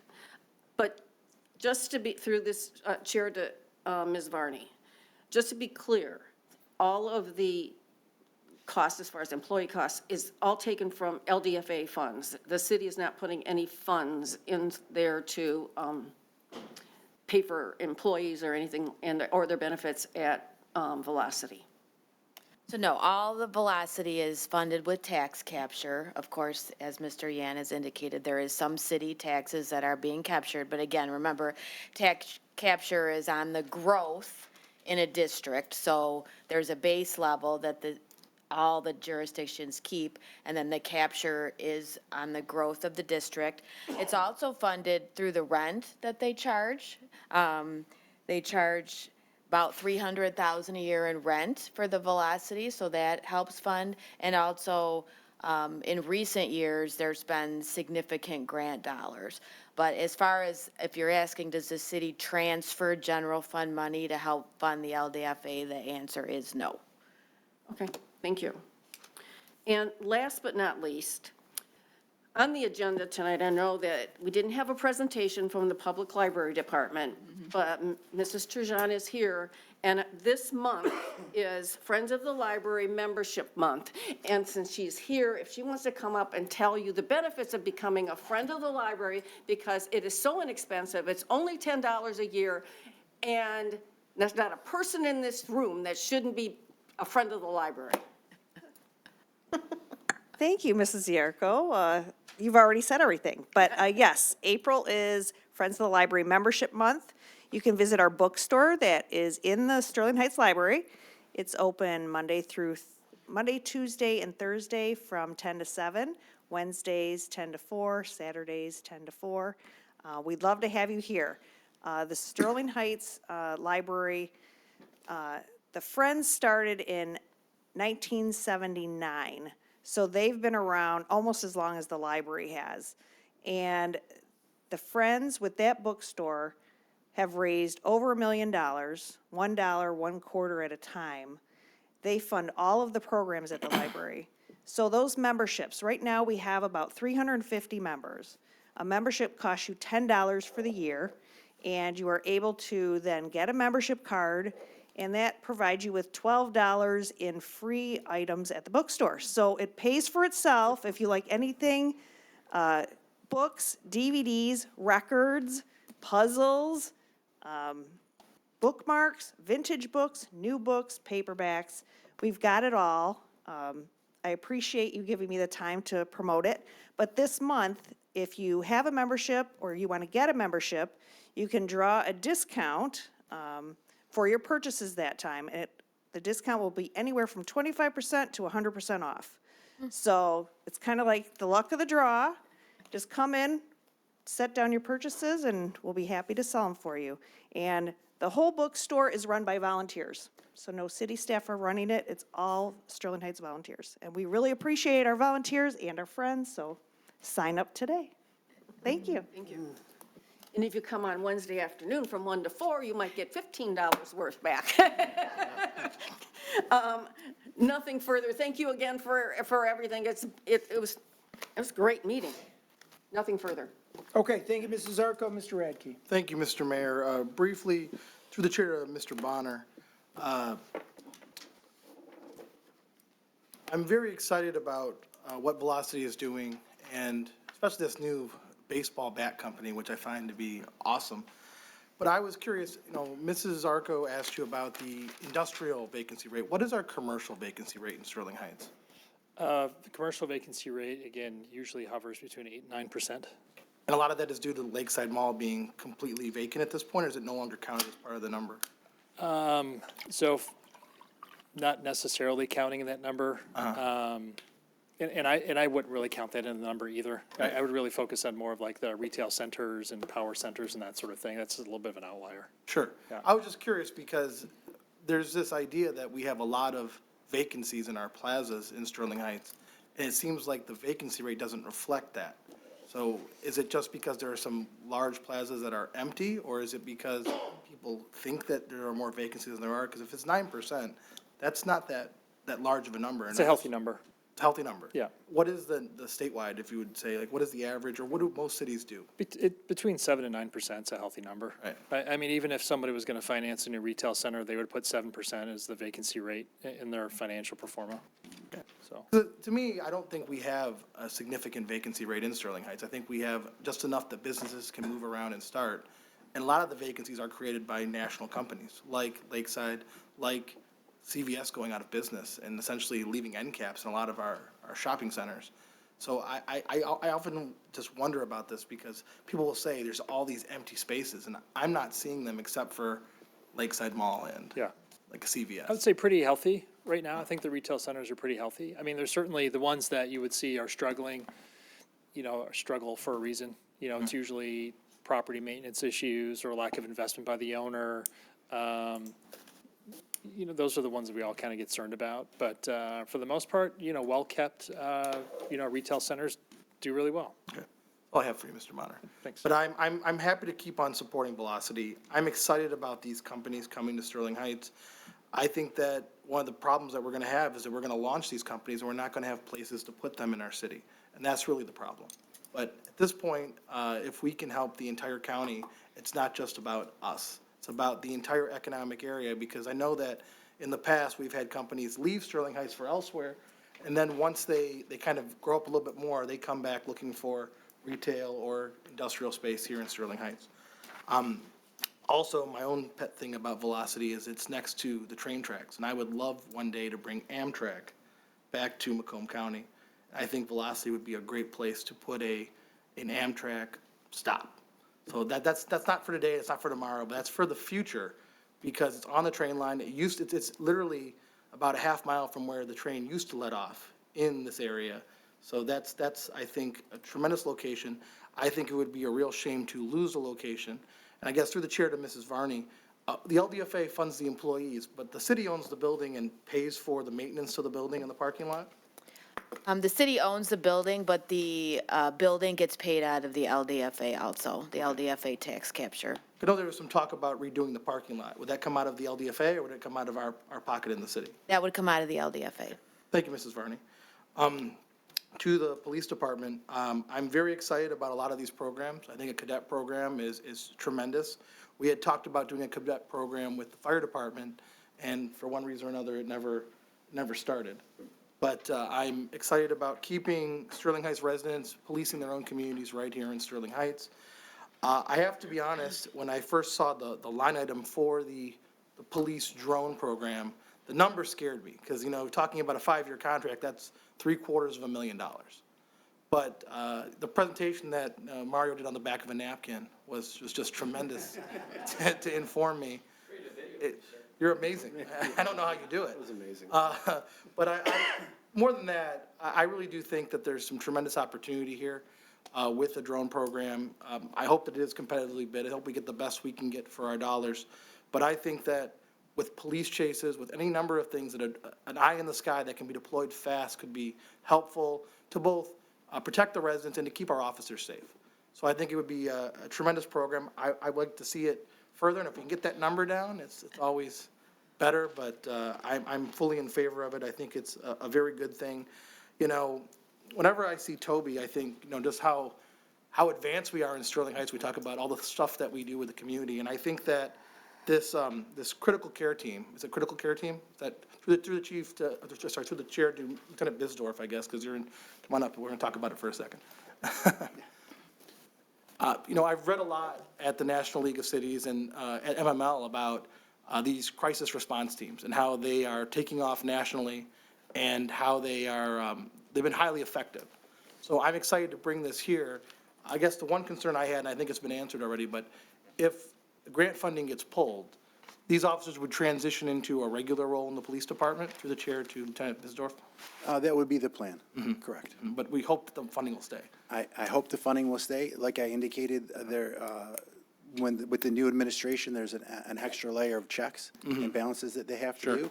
And they indicated that through those checks and balances, they'll make sure it doesn't go against any of the executive orders that are in place now. Right. And if that's the case, then we're good. Because those executive orders aren't laws, they're just made up stuff. But I guess the question I have is, what is the funding timeline for the critical care team? So we would try to, if we had it our way, we would try to implement it on July 1st. And then it would go through the July 1st of the next year. And is the funding guaranteed for the year next and the year next, or is it just 1 year at a time kind of basis? Well, it's a 3-year grant, but we would consume the funds within the year. Okay. That's all I have for you. I think that all the presentations were very good. I'm very in favor of everything we're doing. It shows you that we're a leader in so many of these areas, from the police department to economic development. I guess I have one final question for Mrs. Varney, but this might be better next week. What are we estimating? I know it's not in the budget, but what are we estimating to get back in GEMT money in the coming year? The most recent number I've heard is approximately $1 million a year. That's not budgeted because it hasn't been received. Yeah, I wasn't comfortable putting it in the budget, because it's been passed by the state. There's every reason to believe that it's going to happen, but no. So that's part of the reason that we have a budget, use of fund balance in this budget, is paying for the 4 EMT firefighters, but not having the revenue in the budget to offset that. And this excludes personal property tax money also, which is not also in the budget? What's called Tier 3 personal property tax reimbursements that come in May, which is the extra money that the state has allocated through personal property tax, but wasn't used to reimburse cities. No, that is not in the budget because it's really not guaranteed or known.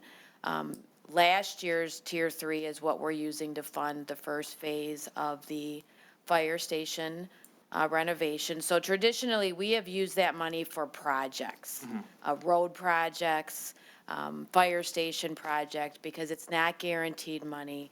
the amount is not known, and so it's not something that we're comfortable using for ongoing operation. Well, I understand that. I guess my curiosity is, should we put a placeholder in the budget for it? Because we've gotten Tier 3 property tax money every year since 2013, correct, when they implemented it? We have, so what our procedure has been to put it in the budget at final amendment.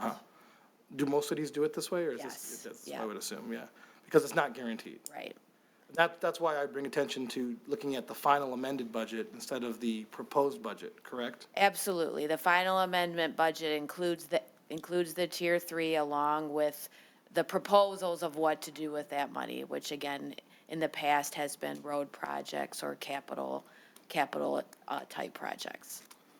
Thank you, Mrs. Varning. I'm very excited about this budget. I guess I'm very excited about the next budget hearing because I thought we'd have other departments in here, but as it stands right now, I guess I have one more question, I'm sorry. For the tree fund, you've separated that out into its own fund out of Pathway to Play and Preservation to account for tree plantings and costs, correct? Correct. When developers buy tree credits because they cannot replace on site, will that money go into the tree fund? Yeah, so right now we keep that, we call it an escrow account within the general fund, but yes, but July 1st, the plan is to bring anything related to trees into the tree fund. So if we get a grant for planting trees, it would go into the tree fund, the developer contributions that you mentioned. So it'll be a really good snapshot of what we have available to spend on trees. Excellent. I look very forward to this year's budget. That's all I have, Mr. Mayor. Okay, thank you very much, Mr. Rack. You don't have much. Lieutenant Bisdorf, just a couple of questions. So I know you were asked earlier about, the cities that got selected, and then we seem to have been, just one of 4 cities nationwide is quite an honor in and of itself. Do you know, you put together the proposal. I would imagine you talked a lot about the work we're already doing in this space. Is that true in terms of, the quick response team and the partnerships that we've had with FAN already? Do you think the work that we're already doing helped convince the federal government that we would be a good candidate to receive this money? So a lot of the paperwork that I put into it was dealing around training for mental health. And that's one of the things that our department has started to do. We started to receive the training that's being offered to our officers on a regular basis, where they get the training to de-escalate, work with individuals suffering from a mental health crisis. That played a big role in my platform and what I presented to the grant.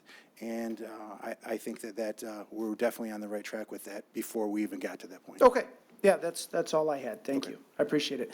And I think that our police department has been, for as long as I've been here, willing to step up and try interesting new ways of dealing with issues proactively. The quick response team, for example, and there are many, many more. So I appreciate the presentations tonight by all the police officers. Paul and Luke, thank you. Ms. Varney, Mr. Vanderpool, thank you. And to all the employees who are here as well. So our residents know, we say this most years, the budget is a huge collaborative effort of every department. We have a lot more projects that are proposed and then we could possibly fund, and a lot of work goes into it and a lot of thoughtful analysis. And as Mr. Radke said, and others here too, I'm very excited about this budget and the priorities that we've set for the next year. So I don't have anything else. Thank you all for your presentations and your hard work. And we'll see you back in 2 weeks. I guess maybe a different group in 2 weeks, but some of you will be back here too. All right, we'll move on. Or no, we need a vote. So let's take a vote. So all those in favor, please signify by saying aye. Aye. Opposed? Motion carries 7-0. All right, we'll move on to communications from citizens. Is there anyone in the audience who'd like to speak during this item? And you'll get 4 minutes. You can talk about anything you want as long as it's germane. Mr. Nelson.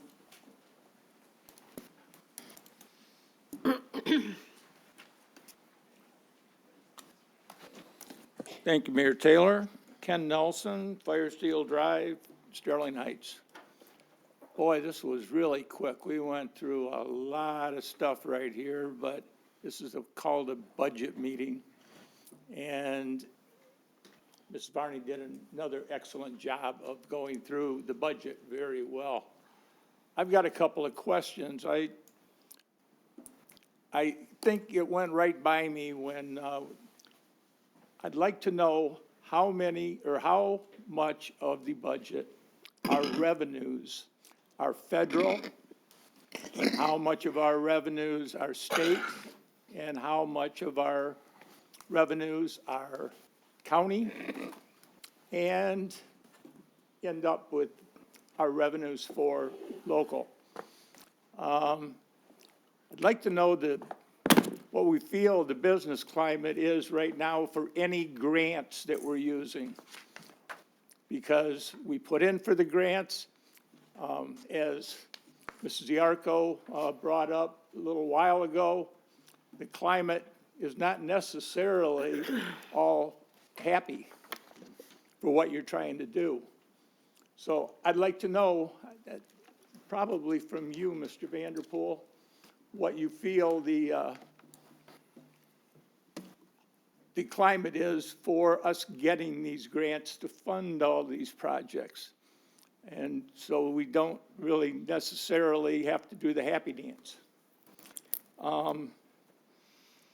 I also don't like this format of budget meetings. It's presenting to the council. The council's been through all of this stuff ahead of time. So it's really not presenting to the council, but the idea of it is to present it to the residents, the property owners, to see how their money is being spent. And except for the 15 or 20 minutes that Mrs. Varney had, I didn't hear a lot of dollars, where the dollars were going here, where the dollars were going there. So I remember, Mrs. Koski, back when I was on council with you, I believe we had probably in the neighborhood of 5 or 6 budget sessions. We did. And, okay, is my time up yet? No, it isn't. So I don't like this format. You guys all know what's going on ahead of time. And I get those answers. I guess it's the best I'm going to be able to do tonight. Thank you. All right, thank you, Mr. Nelson. Just briefly, you can check out page 85 to 87 in the budget book. And all revenue by source is broken down over those 3 or 4 pages, whatever it is. Yeah, you can get an answer, but what I'm saying is we have 3 full pages of that information in the budget, broken down by individual revenue source. So if you want to explore it in more detail, it's on page 85, starting there. All right, anyone else under communications from citizens? All right, I'll close that portion. And reports from city administration. Anything tonight, Mr. Vanderpool? Mayor, just to further elaborate, I want to highlight for the audience members that our budget is online. So you can go to our website, click on the link. It downloads lickety-split. It's bookmarked very nicely, so you can go through any portion of the budget. Of course, we're available, our finance team. You can call us, email us. Anytime, we'll be happy to respond to any questions. Also, with respect to the question concerning grants, we feel we're in very good shape with our grant programs. For example, one of our biggest grant projects is Clinton River Road. You see the engineering work going on for that right now. We have confirmed with our federal legislative team that money's secure and approved. And in fact, we're already working with MDOT on that. That money's going through MDOT and then funneled to the city. So that's one of the biggest grants we have outstanding. But many of our other grants are approved through federal programs that have been long-established programs, and the funding's been approved. So we've had no indication, no red flags, that we're going to have any of our grant funding pulled for any reason. That's not to say it may not happen in the future. Anything's possible. But so far, we feel very good about the grant funding we've received to date and additional grant funding that we've applied for. We've been very aggressive with grant applications at the state level and the federal level, successfully securing millions of dollars in grant funding, as is outlined in our budget. Thank you, Mayor. All right, thank you, Mr. Vanderpool. Mr. Koszybski? Nothing tonight, Mayor. Council, any reports? Mr. Mayor? Mr. Radke? Just briefly, because we're supposed to bring up budget amendments, or proposed budget amendments tonight. We did not discuss it, but in my time, in my budget meeting with the city administration, there was talk about, Mr. McCabe came last meeting, but we've talked about it before, adding streetlights to 16 Mile Road.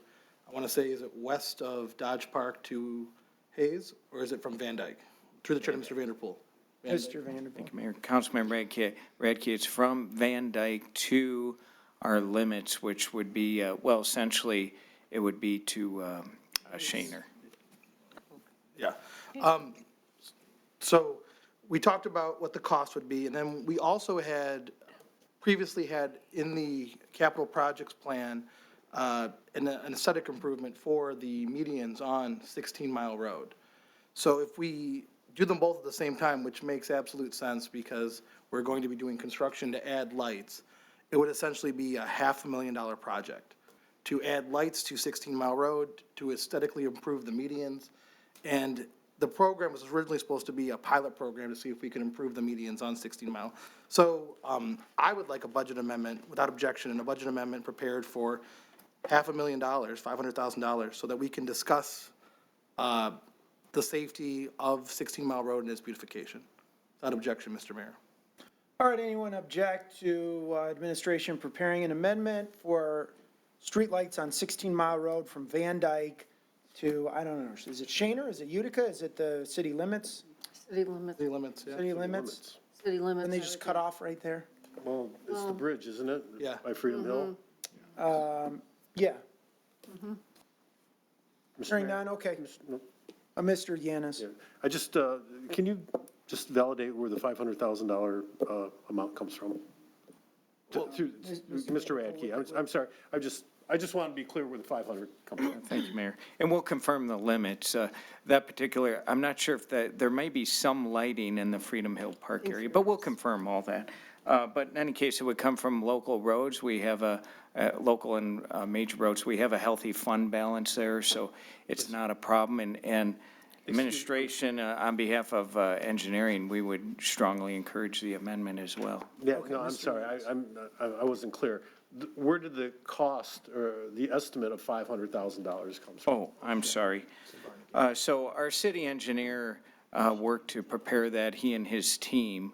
So we feel the estimate for approximately $370 for the actual street lighting, and then there is some annual maintenance costs. And then I do concur with Councilman Radke.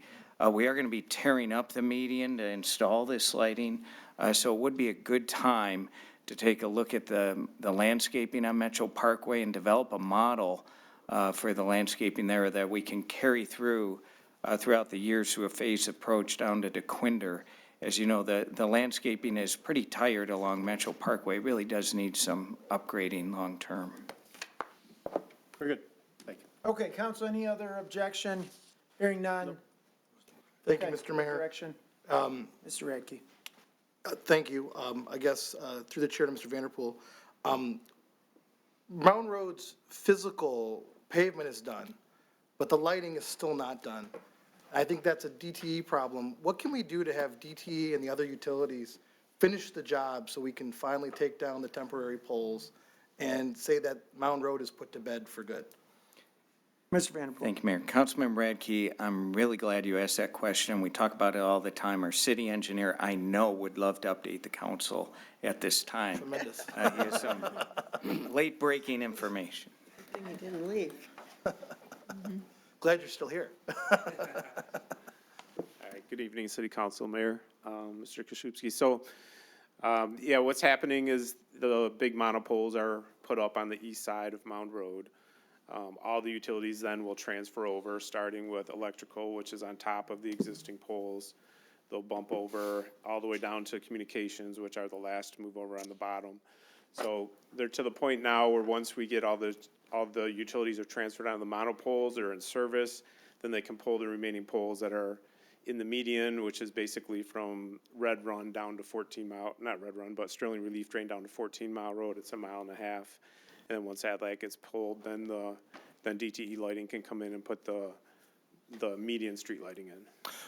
Do we have a time frame for when we think the utilities will be done? Well, the time frame was they're supposed to be done February, so Right. they're obviously a little bit late. I mean, it looks like they're pretty close, and then talking to the project team last week, they're very close. But I'm working on getting a detailed estimate, up-to-date estimate on that. That's all I have, that's for that one. That's all I have for you, Brent, thank you. And I guess one final budget amendment. In talking with city administration, we had talked about a stormwater utility, a feasibility program for it, and in talks with Mrs. Varney, the study could essentially be done in, I believe, through the chair to Mrs. Varney, 2 or 3 phases. Is that correct, Mrs. Varney? A feasibility study and then an implementation study if we need to get it done? Yeah, correct. I reached out to the company that I've been getting quotes from, asked for not a full-fledged study, which is what we talked about before. This would be a feasibility study. I do have a slide on it if Sure. Mr. Rizek wants to bring me up. So this would be a feasibility study that would identify the long-term program needs and costs. It would develop the estimated units of service. It would look at different rate structure alternatives. We've talked about that it could be, most are based on impervious surface, but it would look at the analysis of the shift in funding, so give us an idea of, the shifting from a property tax funded system to a fee-based system, look at credits and exemptions, look at the legal and administrative framework, and come up with an implementation plan. So it would basically get us to the point to make a good decision. And then the implementation, of course, would be additional dollars. So the quote I received on this study was just under $89,000 and would take about 9 to 12 months to get through the process. Excellent. So without objection, I'd ask for a budget amendment to be prepared. We can discuss it at the next meeting for $88,700 for an implementation study for a stormwater utility. What was that amount again, Mr. Radke? $88,700. All right, any objection, council?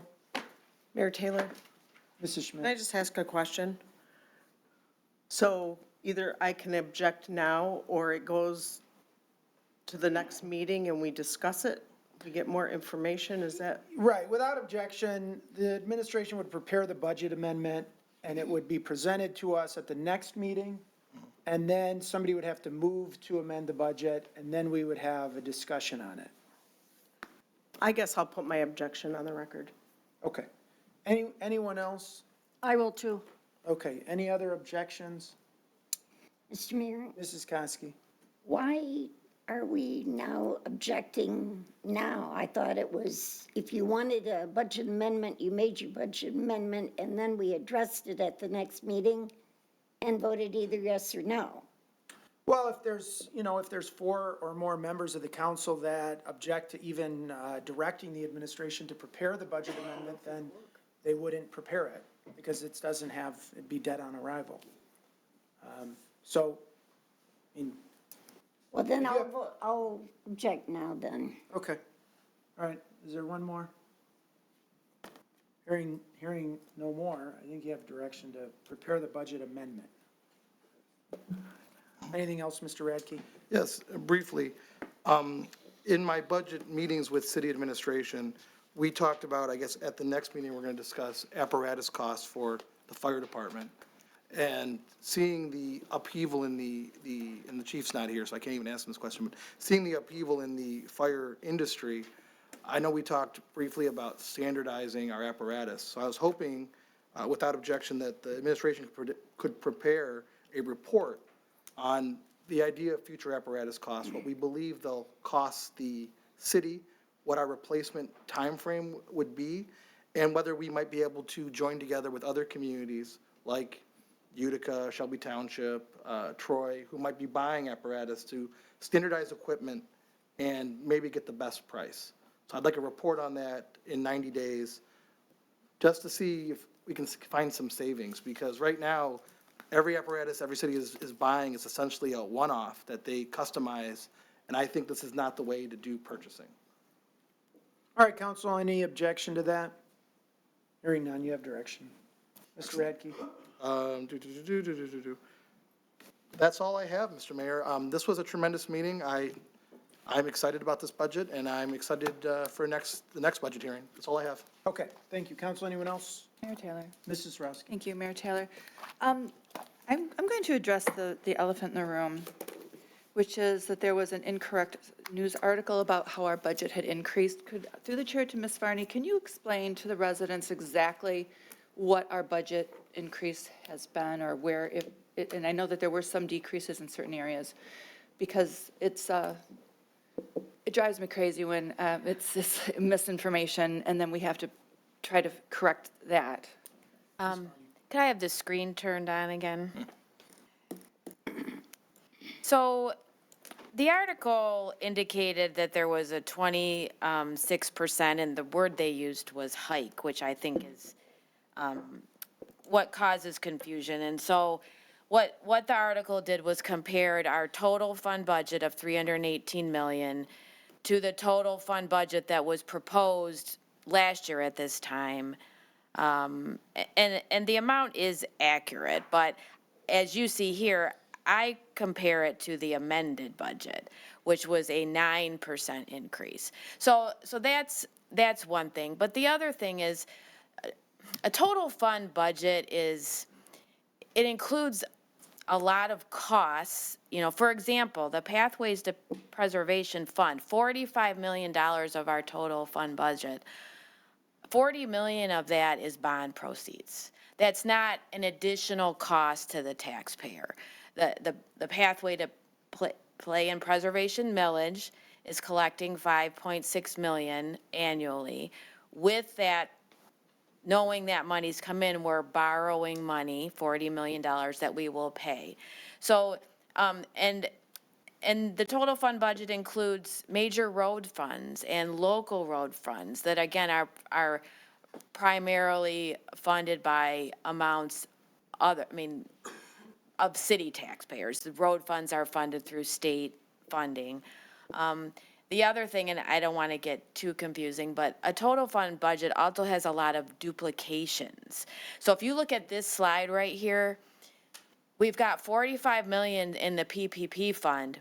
We have 3.6 million in the debt fund. That's a duplicate of the 45. We have 3.6 million in the sidewalk fund. That's a duplicate number. We have the land bank, and that's government fund accounting. Each fund is looked as a separate business. So you have you have an expense in the PPP fund to transfer money to the sidewalk fund. And then you have that expense again to spend it in the sidewalk fund. So a total fund budget, it requires, you have to really understand what it's doing, because it's not, yes, it's greater than last year, but it's not that we're collecting 26% more dollars from taxpayers. The only increase to taxpayers this year is 3.1% taxable value increase, which is authorized by the state, mandated by the state, and the voter-approved Pathway to Play and Preservation millage. If you give me 1 second, I have another slide. So this is just an example for I tried to simplify it. So if you are an average taxpayer that your taxable value was about $100,000 in 2024, this year with the 3.1% increase, it's $103,100. And so you have a taxable value increase of $3,100. You have the voter-approved millage increase of 0.95. So this example, this taxpayer's taxes are going up $149 or 9%. 3.1% due, again, to the taxable value increase, and a little under 6% due to the voter-approved millage. So, you know, to imply that taxpayers' costs are going up 26% is very misleading, and just not, it's not true. The average taxpayer will see approximately a 9% increase in city taxes, assuming you didn't move this year. Okay, thank you, Mrs. Varney. That was very helpful. I know that it is still very confusing to people how things are funded and how, you know, if you're saying it's a duplicate entry, and how that all shakes out in the wash. But I just want to make sure that the residents understand that we're not just willy-nilly with your money. We really try to make sure that we're doing everything we can for the city, not one particular group or another, the entire city, because that is our obligation, not a political party or another, not a particular group or another. Everybody is who we care about.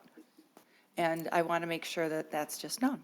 And that's all I have for now. Thank you. All right, thank you, Mrs. Sarowski. Anyone else?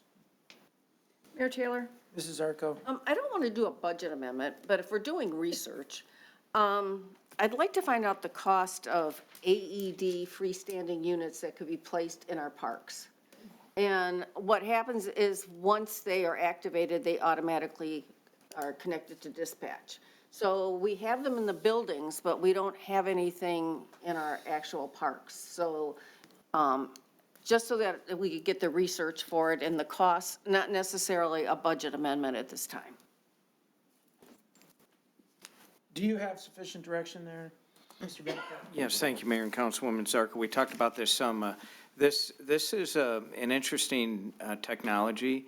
It's being deployed in cities. I think it is something certainly we'd love to research and get some more information. But I also do think it's also a program where we could generate some sponsorship revenue and potentially fund it, multiple units in our park system. So thank you, and we'll be happy to do the research. Anything else, Ms. Zarko? Nothing. Okay. Council, anyone else? I just want to respond to Mr. Nelson briefly. So I think you were asking how much of our budget, how much of our revenue is through federal grants? Mr. Varney, do you have an easy answer to that? And I've been looking through the budget, and as I said, you know, it looks like our general fund revenue is summarized over 3 pages with dozens and dozens of line items on pages 85, 86, 87. And then our special revenue funds are summarized, again, over dozens of line items, page 308 to 312. But in terms of the federal revenue, do you have an estimate of that? I mean, Or grants? in the current budget, not much. Again, how we budget federal grant revenue is we budget it when the grant is awarded, usually at amendment. So in the current budget, I mean, one definite is CDBG. I mean, that whole thing is a federal grant. That's in the budget. The program that the police talked about, that's about a $250,000. There's some other minor, DEA reimbursements of wages, but I don't have an exact number off the top. It's not significant. I mean, it's that word, again, the last year's budget included, what really doesn't include, the $10 million towards Clinton River really isn't included in the budget. We just include, because that's administered by MDOT, we include our portion. So in a proposed budget, there's not significant federal grants because we don't include grant revenue unless it's awarded. Right, so I want to dispel any misconception that a significant portion of our budget is reliant on federal funding or federal grant funding. It's not, right? No, it's not. And the things that are usually funded by grants are things that if we didn't have the grant, we wouldn't do.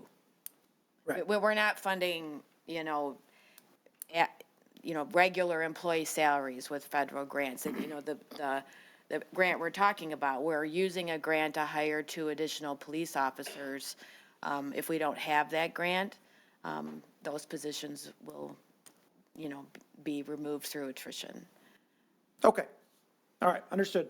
Okay, I don't have anything further, so we will be back a week from today for regularly scheduled programming, and I would entertain a motion to adjourn. So moved. Support. It's been moved and supported.